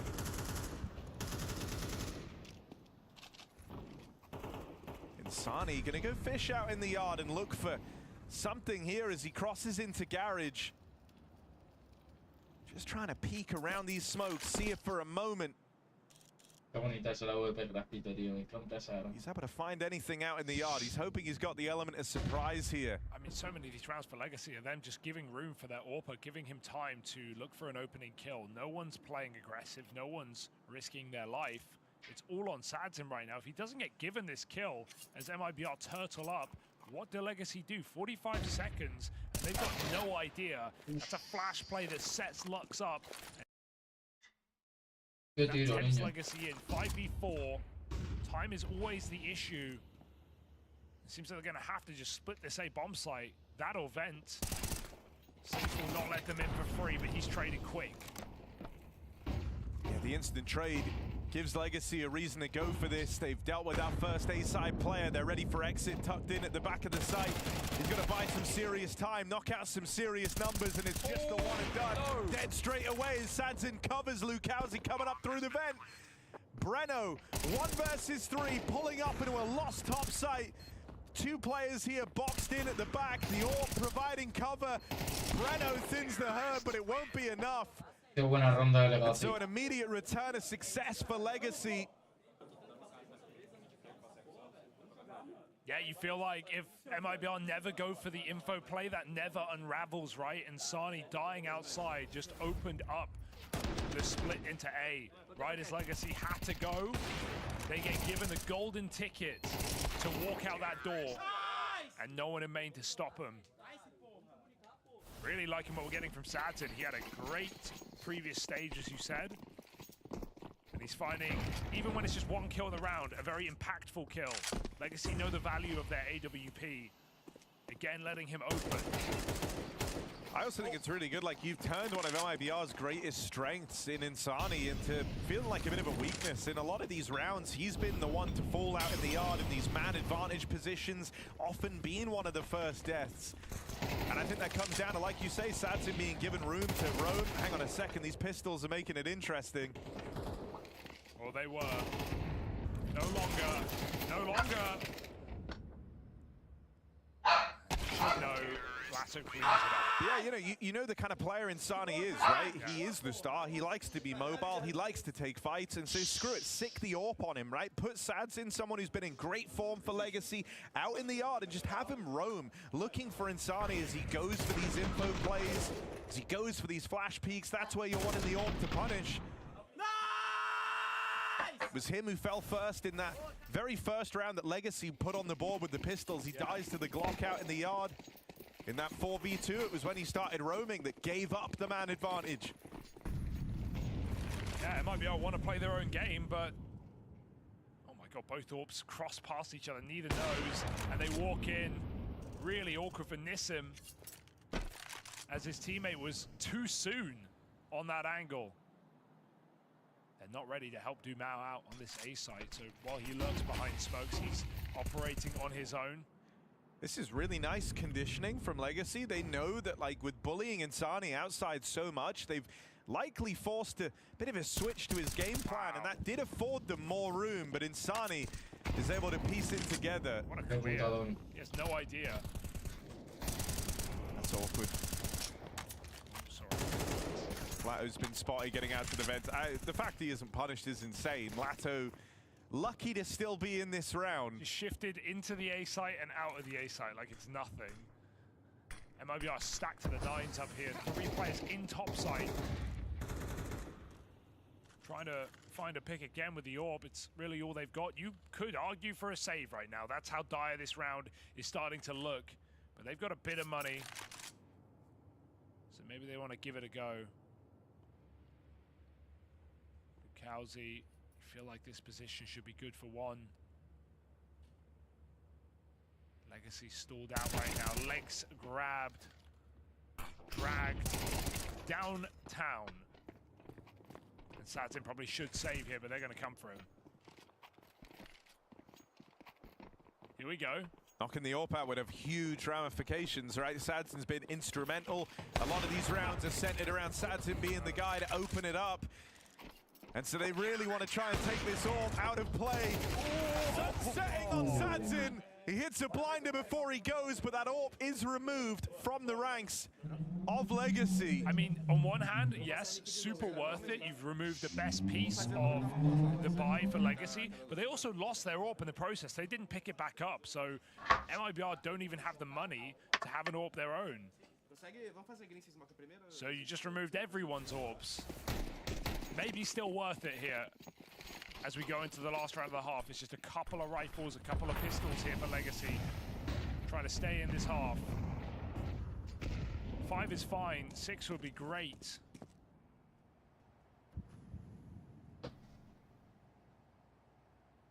And Insani's done a really good job of realizing over time that their game plan hinges around finding him out in the yard, and so he's changed how he's been playing it.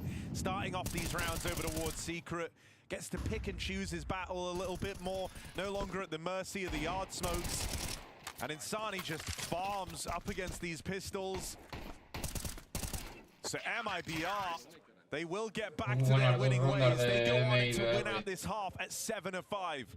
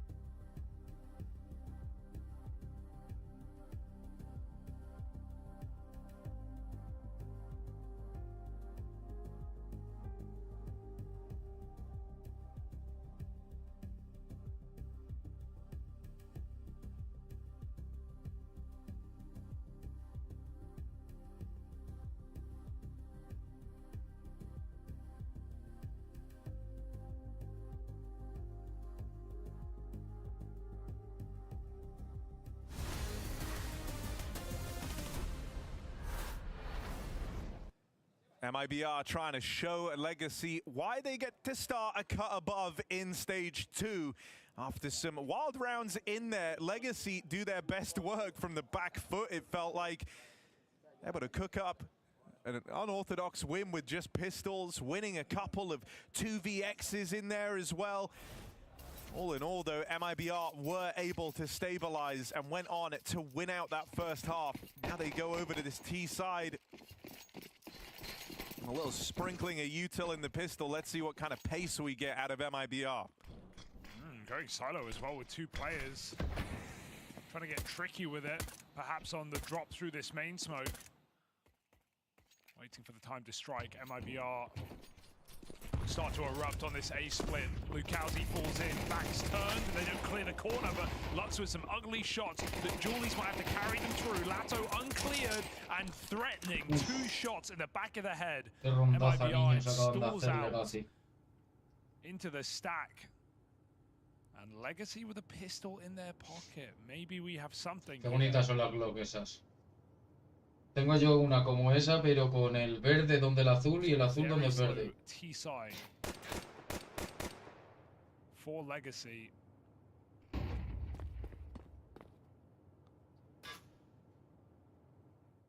And now MIBR have to tussle with that.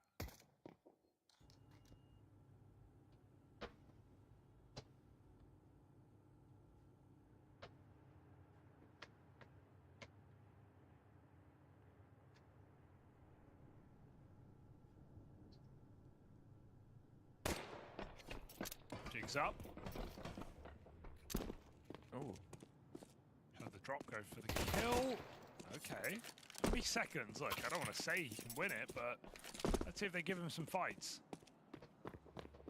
Down the vent, down the vent, down the vent.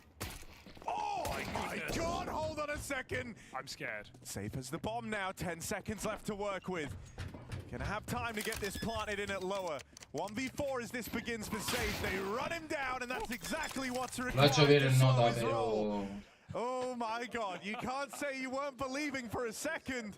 Lo ha hecho bien, pero hostia. Legacy will make up for it. A huge win for Safe in and of itself. 1v4, and he gets 2 kills in a bomb plant.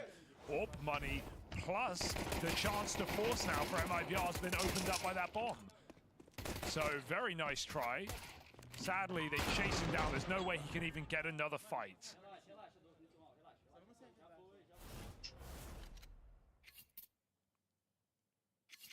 So they will buy. You don't waste this kind of opportunity.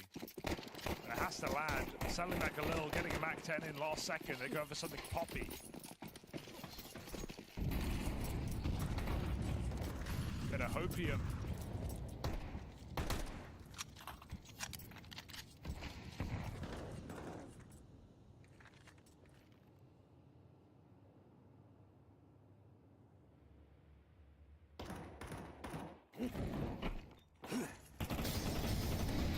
Not the start they wanted though. Sads in from the rafters. Teammates here to lend a helping hand. Lato with the extinguish gets gun on in time. One back for Breno. Do it again. All right, Safe. You got to do it once more. 1v4, and they need another bomb plant. They want more money. Safe got to provide for the whole family right now.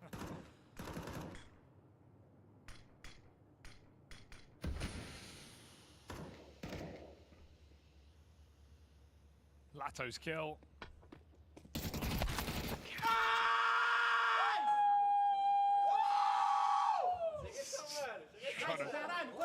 Trying to get in their heads. Getting loud.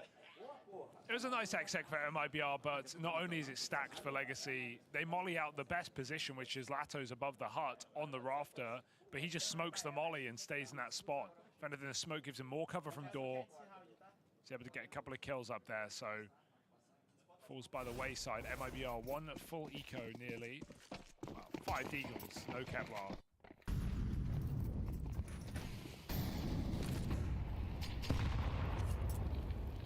Legacy looking to take the lead.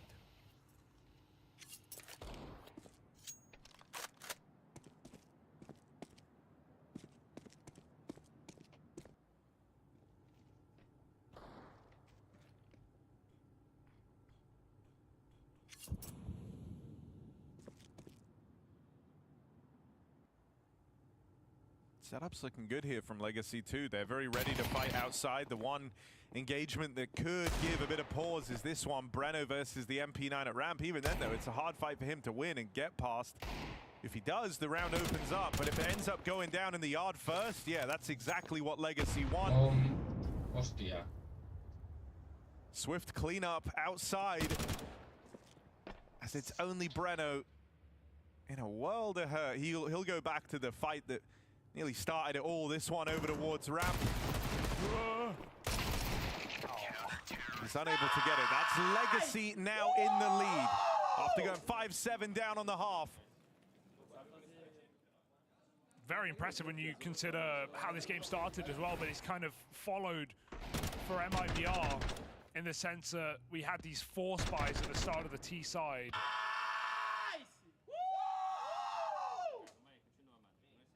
That really dug a hole for Legacy. They kept getting close rounds, they kept buying in. MIBR essentially have done the same thing, but they get to come round now. And look, man, for a team that weren't even supposed to be here, the idea that they grind through the first stage, now they're in this position to take their opening map. They're in pole position, coming back versus MIBR, a team they are familiar with. Yes. Yeah, it feels like a perfect storm for a Legacy upset here to open things up in stage 2. Good point.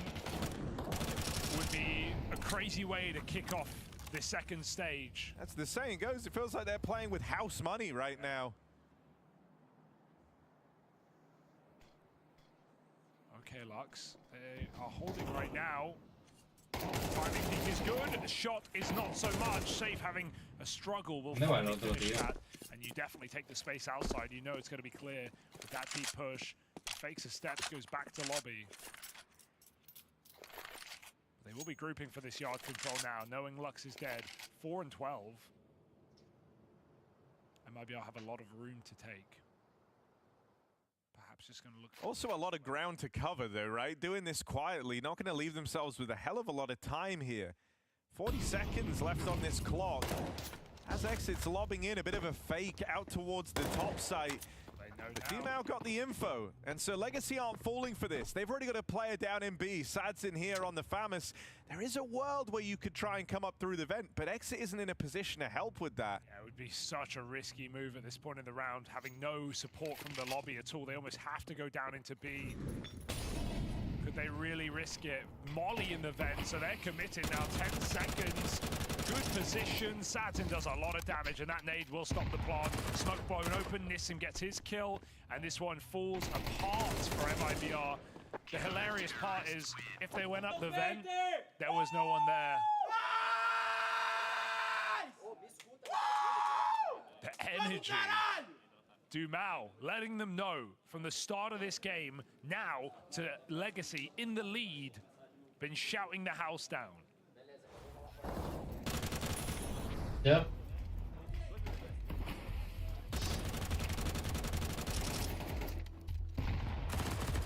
Bueno, gente, yo lo voy a dejar por aquí. Muchas gracias a todos los que habéis estado. Espero que hayáis disfrutado esta tarde así entretenida. Y nos vemos en el siguiente directo. Un saludito. Chao.